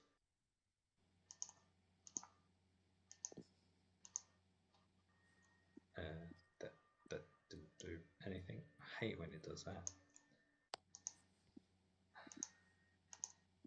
That's a nat 20. Okay. So that is 6 bludgeoning damage and 7 poisoning damage. Okay, so half to 3 because I'm resistant to poison. Okay. But I keep struggling past, and I'm going to go help Kegger. So, which was the one that actually carried out the poison? Was it one of the little ones? No, the larger adults seem to do the sporing. Yeah. I'm going to use a bonus action to extend my reach by 5 feet into the end of my turn, and then stab it twice in the face. 23 and 18. Yeah, they both For a hit. total of 24 points of poison. Yeah, that's poison enough to make piercing. one of them just a messy pulp. Nice. But yeah, you shit. Stab it in the face, and I like gives Kigra a scratch on the back behind the ear. You're gonna be okay. And that's gonna be my turn. Could you roll me a d20, please? 15. Okay. It's because of the itch that you have. Oh right. Is 15 like That's is fine. big number bad or good? It's like if you roll really low, then you have to. I have to use my spend your movement next turn to just Yeah. like when you scratch a dog behind the ear and their leg starts shaking. Got planner, please. I don't really want to go any closer to it. Yeah, that's fine. I'm gonna rinse and repeat. If I find the right thing, there we go. 8 does not hit. No, it does not. I'm gonna try again for my bonus action. That will though. Which one are you going for? This one or the other one? Big fuck up I hear. This one. Yep. Oh. Okay. Yeah, that's fine. 21 will hit for 8 points of damage. Yep. Yeah, that's the end of my turn. That'll do.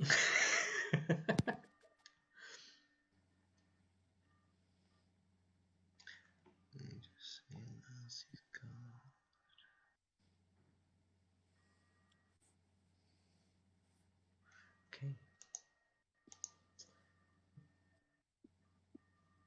Some of them, please.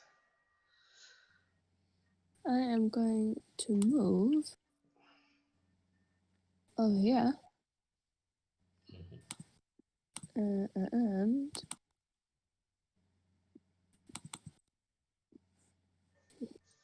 Yeah, they both hit.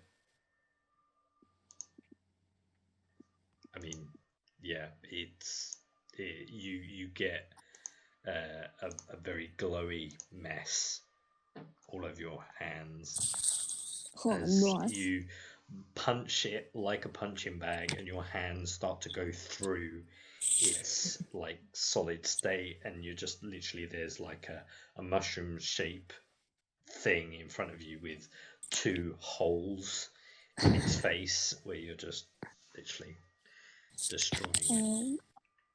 Can I move over to this one and that's not what I wanted, and spend 2 key points to hit it? That's what you want to do, of course you can. Nice.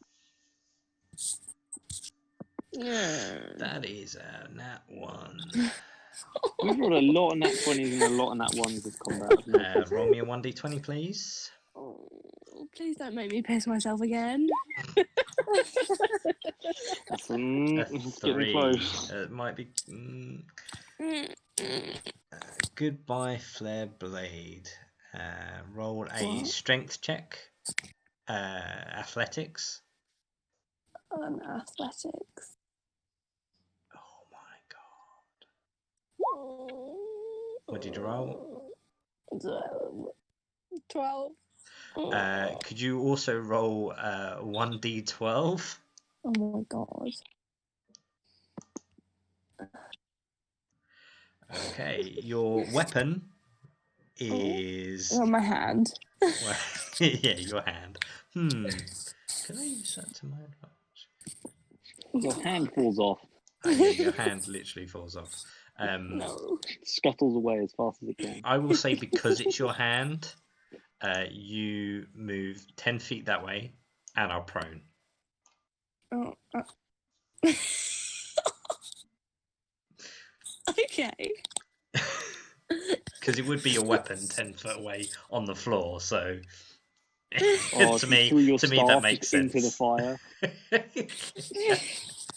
So I like punched it and then tripped. Yeah.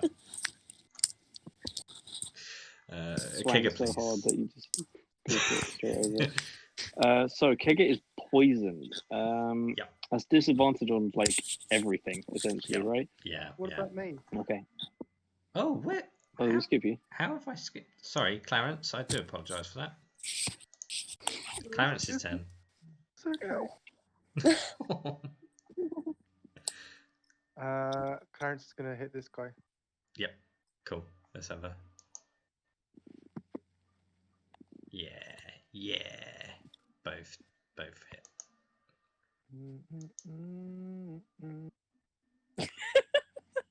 Was that my can't we be friends? Yeah. Why can't we be friends? Why can't we be friends? Aw, and he's such a fun guy. Oh, Oh. God. Sponsor. Yeah, that's again a messy pulp. There is like dentations, like holes of hammer prints, maul prints all over this mushroom shape. And how is my makeup holding up? I mean, it looks pretty fearsome, pretty It's only getting warrior more like. vibrant. Have you ever you're seen? Do killing you ever other things. remember? Do you remember the Ultimate Warrior from WWF? Of course, he's my hero. That is what you look like, just a very small version of him. Oh my God, I'm so sexy. Sweet. Do I even have the arm tassels? I literally was just about to say you may have to work on the arm tassels. Okay. Jesus Christ, this man looks sweaty. Oh my God, he's really going crazy. Have you never heard of him? I am not old enough to know anything about my WWE. days. You Or missed WWF, out. sorry. Like Ultimate Warrior was the showman. He was brilliant. He appears to be fucking bonkers. He God, is. yes. He Oh was. my God, yes. Like you need to go on YouTube and watch some of his videos. Why does he like shaking the rope so much? Because that's where he gets his power from the spirits Yeah, of his ancestors. That's it. Oh He my is a God. barbarian. He is literally a barbarian. Oh, I fucking love wrestling, It's man. It's like- And he so was stupid. brilliant. He was like he used to run into the stages. He used to run like into the stage and then annihilate people. Yeah. And it was brilliant because you watched the documentary because everyone hated him because he was just an arsehole. Mm. But there was one WrestleMania where it was literally like the from the dressing rooms to the stage, it kind of intertwined around the crowd rather than being a straight line like it normally is. And so, because it took him so long to get to the stage, and because he ran all the way, he was out of breath and so tired that he had to win the match quickly because he couldn't actually last long enough to do the full match. There was one I remember. He literally runs out from behind like the dressing rooms, runs down the thing into the ring, hits the guy, pins him, and then runs back to the back out. And it's literally it. That's the whole match. Like it doesn't last 30 seconds, and that's it. And you need to watch some of his promos because the guy was genuinely mental. Like his promos, he was like you can actually see the other wrestlers just going, "What the hell is this man?" Right. Okay. These. There's one literally said he said he's gonna hijack Hulk Hogan's airplane, break it into the cockpit, and then dive bomb the plane into the ground. Ultimate Warrior. Oh God, he was an inspiration to a whole generation. Yeah, he was great. He was great. I mean, you can knock him out, get ready to pin him, but if the crowd started chanting it, he would be like a powerhouse all over again. Anyway, Sprouts. The body slam Andre the Giant. Oh yeah, Sprouts. So. Sorry, I'm done. Kegger, you've got Kegger now. Yeah, Kegger. I blame Summer. Kegger's gonna spend a turn thinking about the Ultimate Warrior. Kegger's just gonna attack the one to the south. Okay, yeah. And no advantage. Oh no, disadvantage. Let me roll again. Yeah. 17. Yeah, well that hits. 9 slashing. Yeah, that kills it.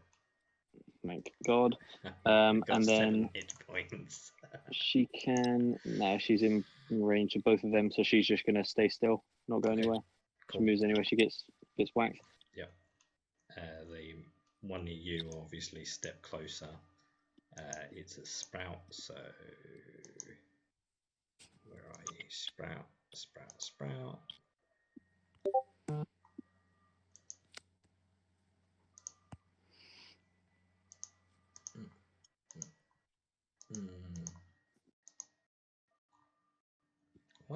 Why has it not been rolling? Viking attacks. Fist. Submit. 15 misses, I'm guessing.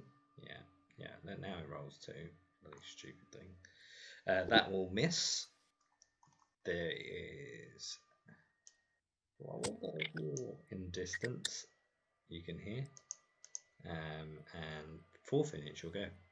You're surrounded by glowing pulpy mess everywhere. I'm just sort of gonna smirk a Paint little yourself. bit. Sounds awesome. Paint yourself like me. I'm just gonna Join sort me. of, I'm just gonna Join- glance, Clarence glare, and sort of be like, "Yeah, you still owe me 100 gold, you little minion." For what? Uh, For what? Why do I owe you 100 gold? What was it? We originally got paid 100 gold to help kill the giants. As I was sort of separated from the group, you were given my other half of the 100 gold. Well, it was technically 200 gold. I was given half originally, and you got given the other half, and you said you were going to give it to me later on. Out of And- character.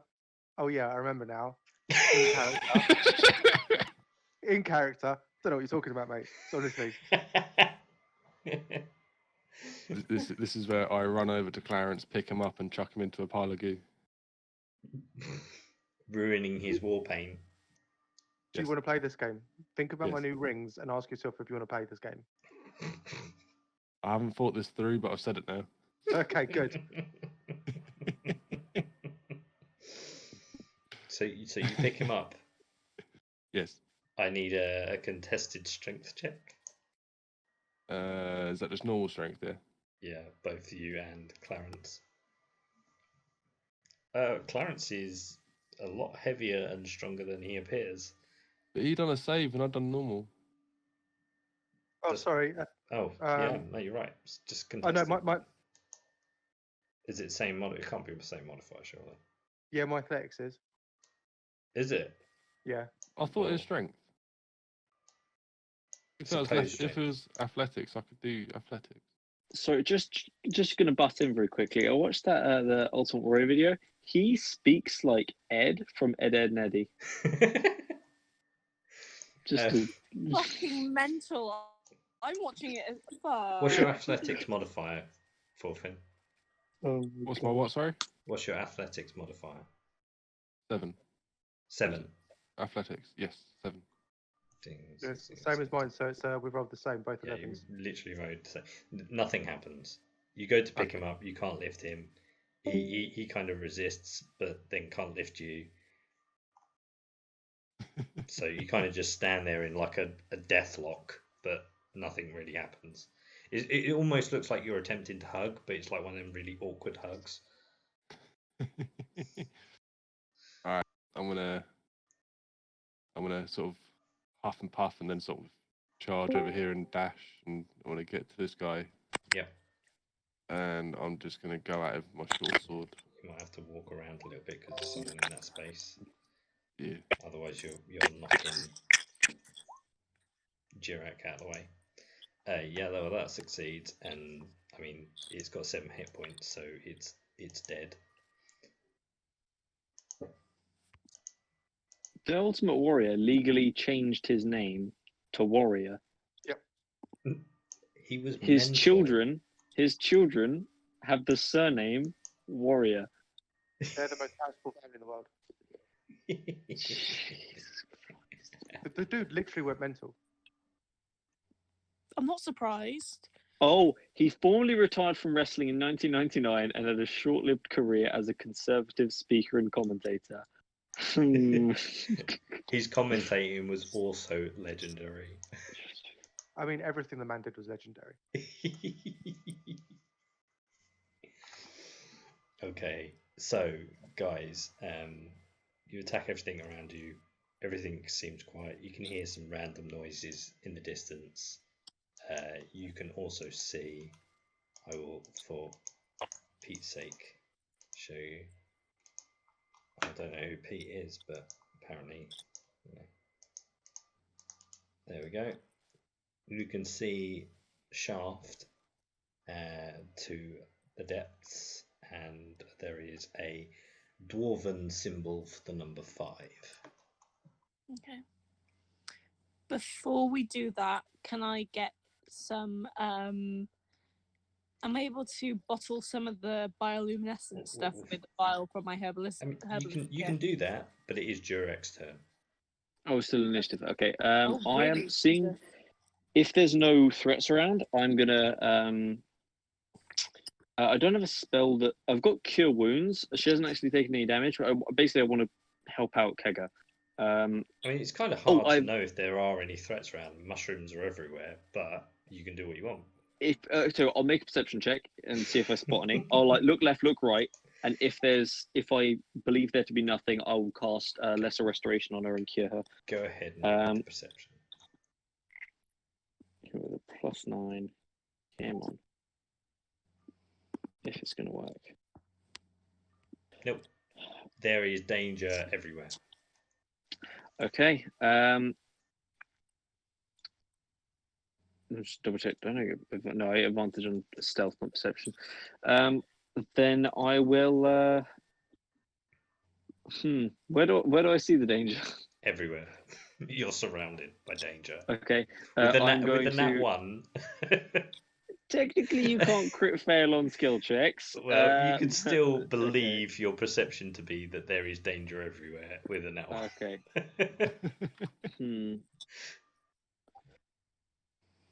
If I believe danger to be everywhere, I shall make sure that Kega isn't at a disadvantage and cure her of her poison. And then go into it. As to live up to this, I will use my bonus action to go in a defensive stance rather than move. However, I am going to cure Kega of poison because I don't like my cat to be poisoned. And yeah, bonus action defensive stance, and I say, "They're in the trees, man!" And I get squat back, spear ready, shield up. Fair enough. Kaplana, are you collecting goop? Yeah, I'm gonna vial up some goop from the floor, just vial it. So I think that might be handy in the future. Okay. And then I'm gonna. Would that be an action? I will say for it being so menial that it would be classed as your bonus action. Okay, then I'm gonna have a look around to see if I can see any other buggers coming towards me. Go ahead.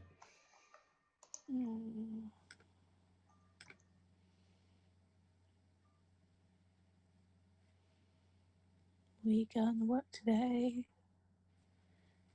Maybe. Roll 20 is being very slow.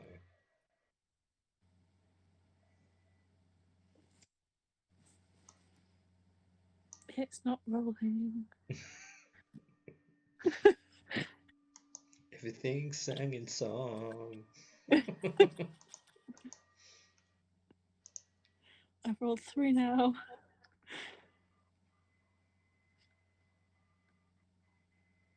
Okay, I'm gonna refresh the page.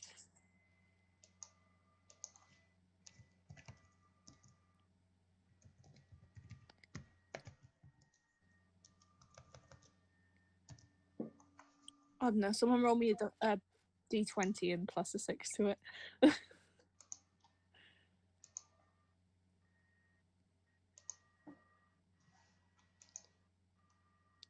Yeah, it doesn't want to do it for me either. Rolling. What for me? Oh, there you go. Yeah, mine was just after. Yeah, it just takes a second. By the looks of it. 13. Plus a 6 to it. That was plus a 6. Oh, was it? Oh. God damn it. You're surrounded by danger. Wonderful. Gonna use the rest of my movement then. Look at this. Where are we at? That's far. Perception is an action, right? Yeah, yeah. Yeah, I could just get to there then. Okay. Cool. Cool. Summer.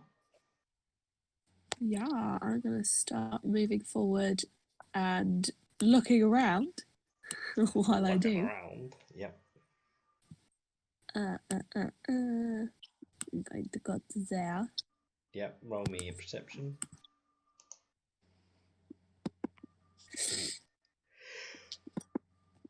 No. Why is it not working? Oh, there you go. I mean, there's danger everywhere. But with how close you get, you do hear one right by you as it emerges. Oh, I can't even show it to you because he's being a douche. As it goes. That's the only other one you see coming towards you. Brilliant. But that's your turn. Clarence. Can I throw a rock at Thorfinn? If that's what you wish to do. I checked the DMG, and the recommended amount of damage for something that weighs 500 pounds is 10d10 bludgeoning damage.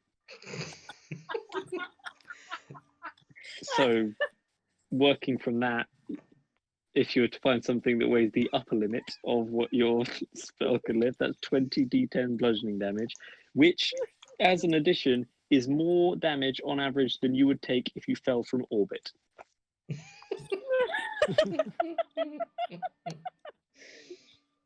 Yeah, I try and see the largest item I can find in the room, which it's probably Thorfinn. Throw him at himself. Can I just throw Thorfinn at himself? No. It does specify it can't be worn. Okay, or so a person. Just a 1 ton rock. Is Thorfinn being worn by anyone? That's a rather intimate question. I've got another question about the ring of telekinesis. Yeah. Can I use it to wield my maul? I don't see why not. Oh, no, I guess that would be classed as something worn. What if I put it on the floor? I don't know. I think the reason they put the stipulation is so you can't like just steal everyone's weapons off them or like steal an entire suit of armor that someone's wearing. But if you're not actively wearing it, yeah, exactly. If you're not actively wearing it, I'd say. Okay. Yeah. Okay. How far unattended. Can you move something? The telekinesis, you want 30 feet in any direction. Okay, sure. Do you know what? Yeah. And not beyond the range of the spell, so I can move it 30 feet in an action, but not more than 60 feet away from me. Okay, sure. Is that what you want to do? You want to Thor hammer Thorfinn?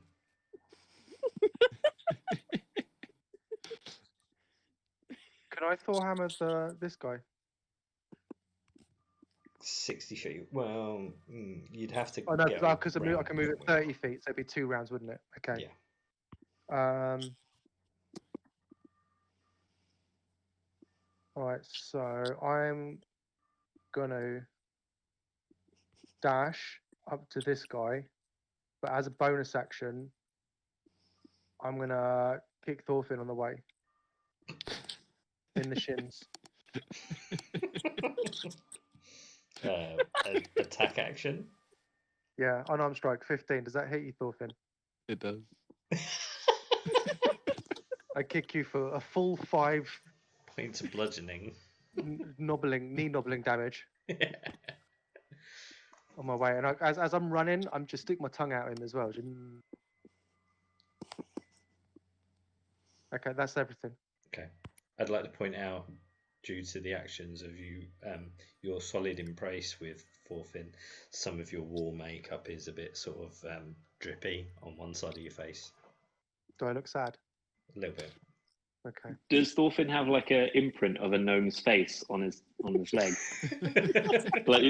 Have you seen that picture of the of someone like who was in the back seat of the car and someone slams on the brakes and there's got like the makeup impression of their face on the back of the seat?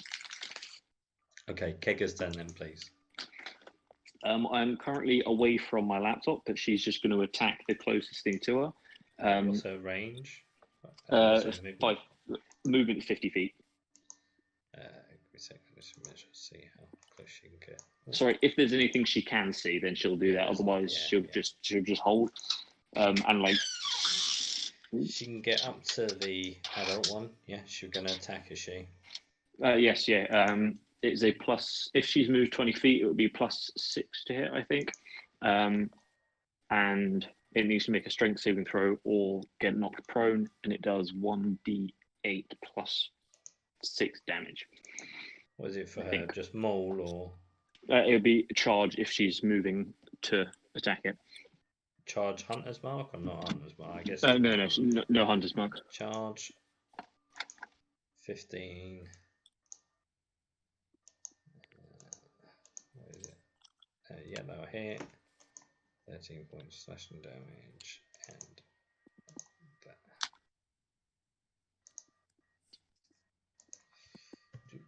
Do.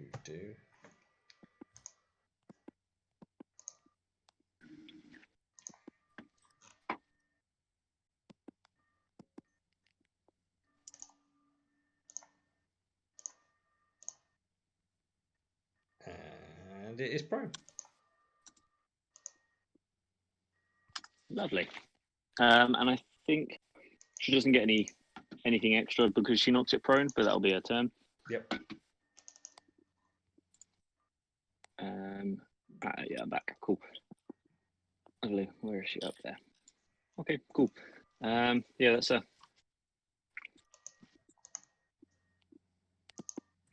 Okay. Sprout comes out of nowhere.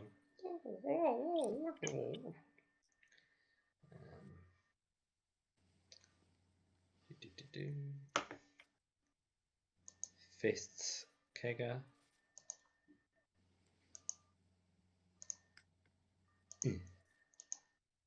Misses with a 7. The other adult. Yeah, that's what happens. And adult.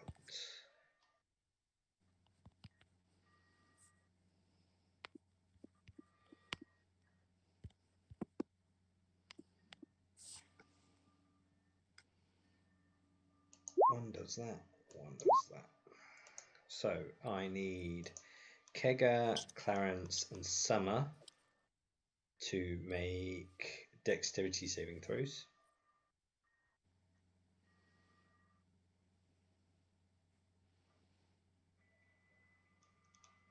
As a cloud of, one of them opens its mouth and sprays caustic spores.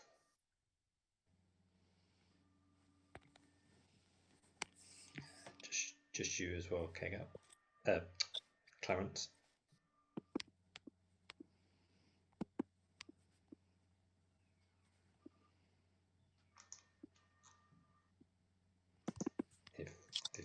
If it's working, you may be muted, Clarence.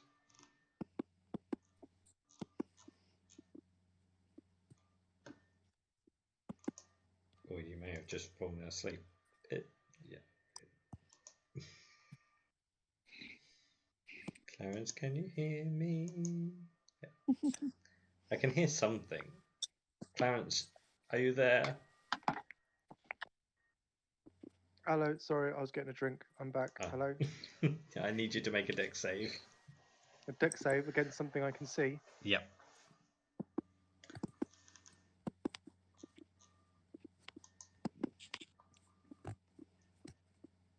I'm glad I have advantage. Okay, so you need to take 3 points of acid damage. Okay. And you take that every turn. Okay. Until you succeed on a saving throw. Okay. Was this 1 second? One second. I do apologize. Was this from me being struck with a melee attack? No. Good. Thank you. I also need you and Kega to make Constitution saving throws. Mm.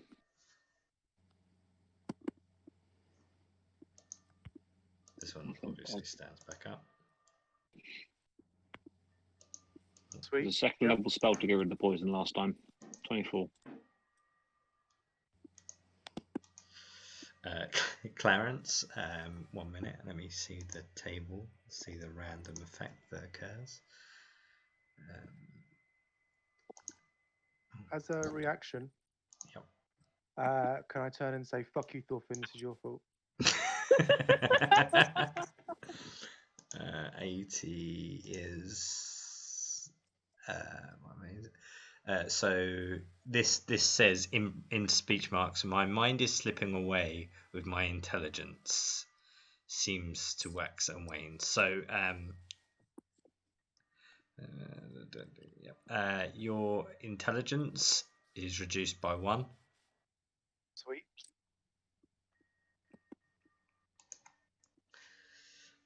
Currently. Yep. You do have to succeed a Constitution saving throw to try and stop that effect. Perfect. And a long rest to regain it. Excellent. Thank you. Thorfinn, please. Oh, why am I so far away? Yeah, that'd be right. I'll have to move and dash. I'm gonna go for this guy over here. Dual wield. Typical, the big guy goes for the little guy. Has to be done. Dominance. Yeah. Both hit, I guess. Yeah, and it's only got 7 HP, so it's mush.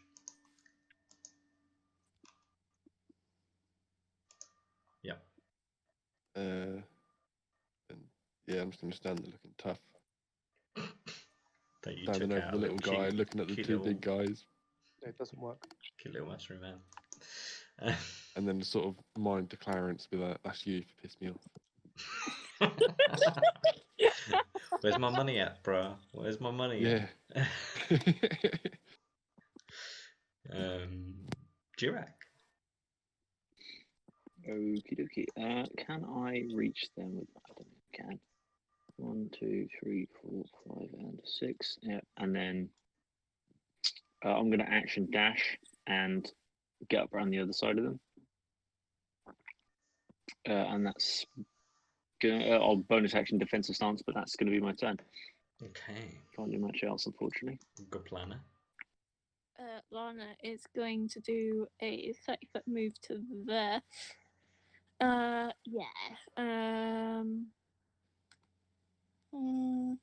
Managed to close my sheet. Really good. Storm whip. This guy here. Yep.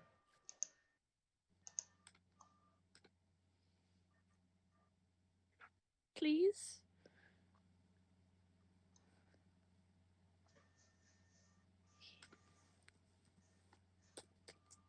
Did that come through? No. All I get is hello. Okay, so at least something's going through. Okay, please.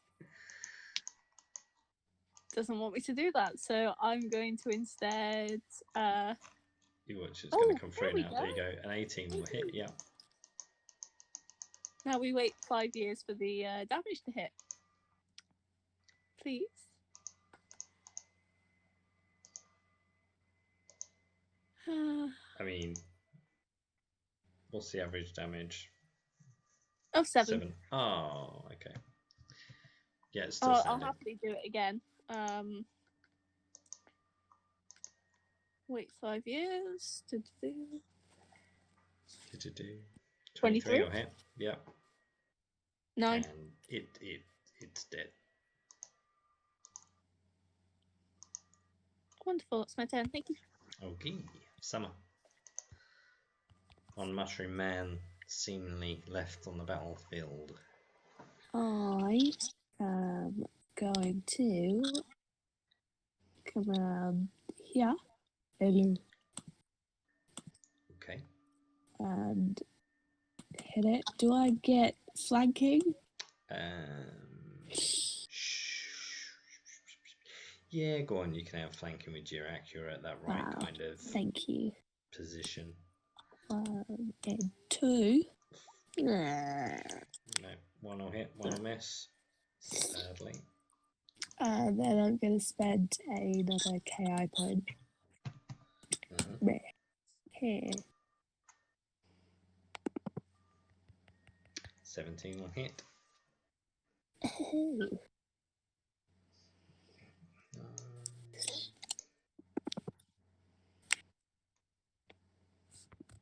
Yeah, still standing. God damn it. That Clarence. is. Oh. I'm gonna take 2 swipes of the guy that's still standing. Oh, sorry. Were there two attacks there, Summer? I didn't know if that was just your. Huh? Was that 2 attacks there, or just yeah. one? In 2. in that case, sorry, it is down. Sorry, I thought that was just you spamming the button for it to work, because it's come through really oddly on my screen. Breakup of things. It is still Clarence's turn, but everything seems to be destroyed.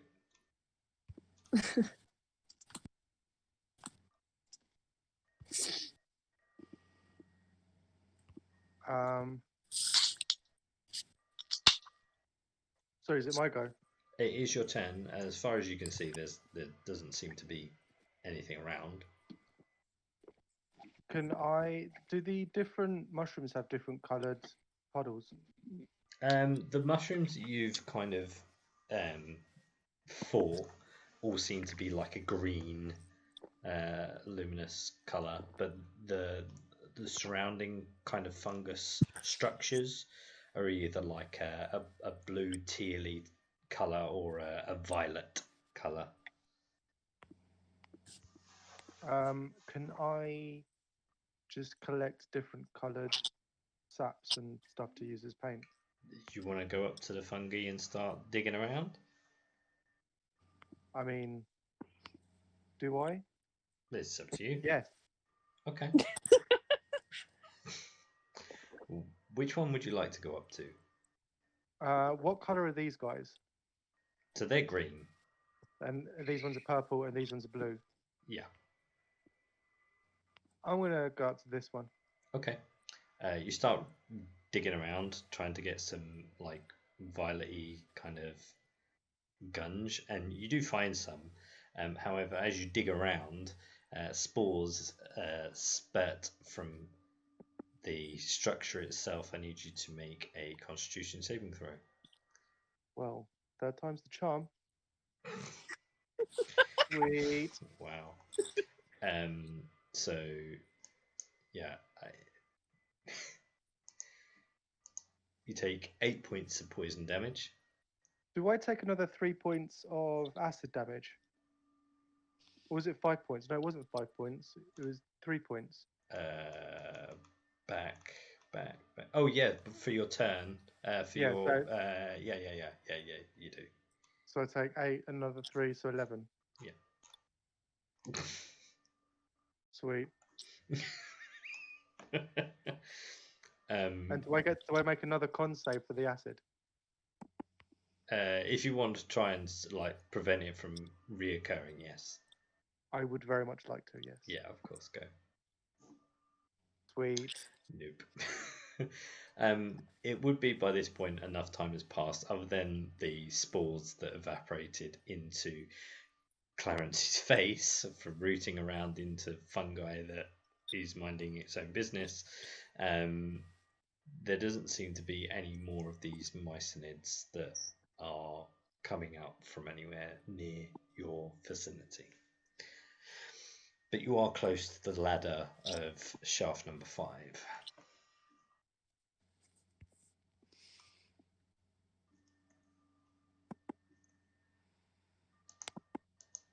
you are free in your actions. What do you want to do, guys?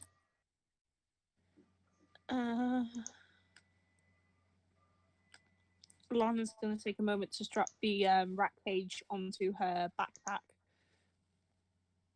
Clarence would like to go home. He looks cool, but he doesn't feel too well.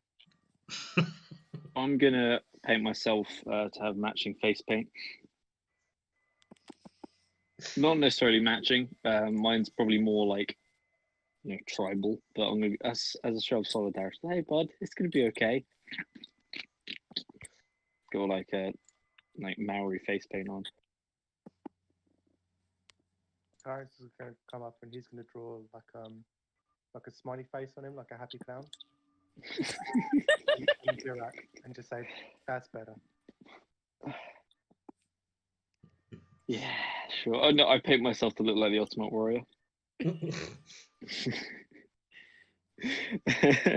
Okay. I'm good to keep going. I've got took a bit of a whack, but I should be okay. If you want to rest for a little bit, I don't know how long we can sit for, but I don't really want to stick around up here with the little mushroom shits. Something tells me they're not all going to be gone when we go downstairs, but we can hope.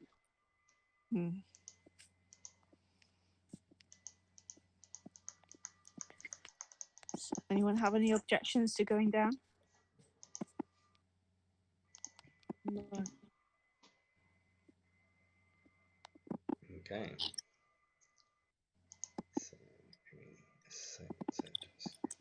What's our marching order?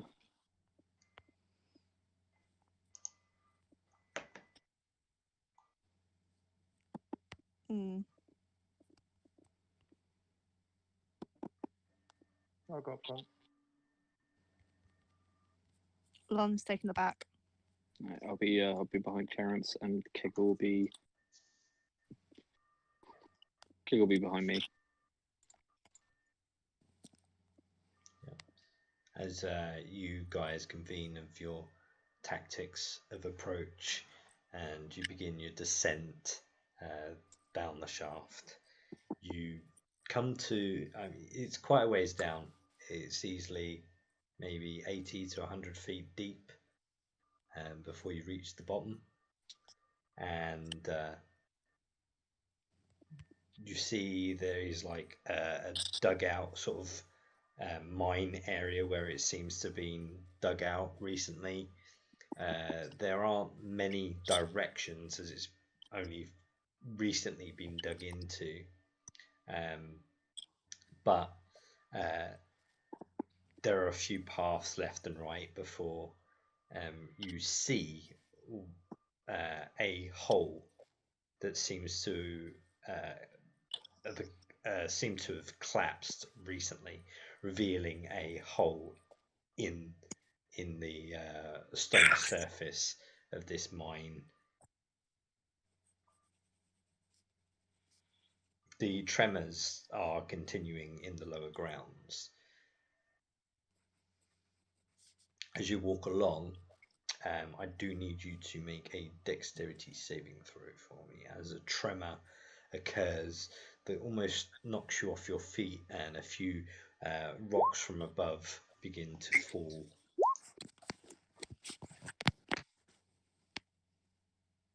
Do we all do dexterity saving throw? Yep. I'm rolling brilliantly today. Why couldn't you roll Like that the bad when I fifth tried to single throw you? digit. So Lana and Clarence. It is, unfortunately. It's 19 points of damage as rocks from above hit you on the back of the head. It's quite severe. You seem to be getting closer to the source of these tremors, but the area is so unpredictable that these stones are now collapsing and falling around you. You do find yourself here in the lower part, and I will reveal the rest. Give me a sec. Hey, Jirak, can I borrow your old shield? Of course. Wonderful. I I'm hand gonna over hold my it old shield. Yep. I'm going to hold it above my head like an umbrella kind of thing. So the collapsed hole you guys see is just here, and as you kind of move in to have a look, you can see that there is another cabin with glowing moistnids from within. What you see... Oh, hello. I'll just completely come out of Roll20, which is always good.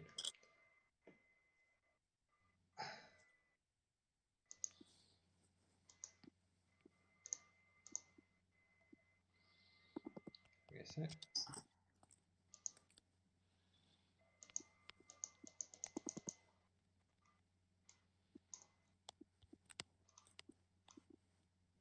Inside this cavern, there are many moistnids that seem to glow from within, and at the rear of this cavern structure you see there are a series of shards, like crystallite shards, that protrude from the stone and the rock surface.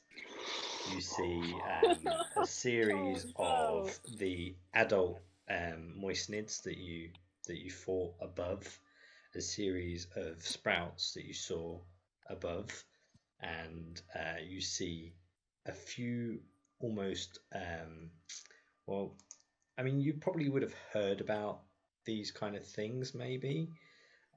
These would be referred to as oh god, I'll tell you, sovereign mycenoids. And something you've only ever heard of and never seen, but heard of the description, is a myconid monarch, which stands at the rear of the room, almost in a protective way of the shard. Now, Goplana, with your feat of recalling information, Fuck, is that? Sorry. This shard-like object, or at least the shard itself, seems very similar to the stone and shard that people were mining for the orc slavers. Oh, fuck.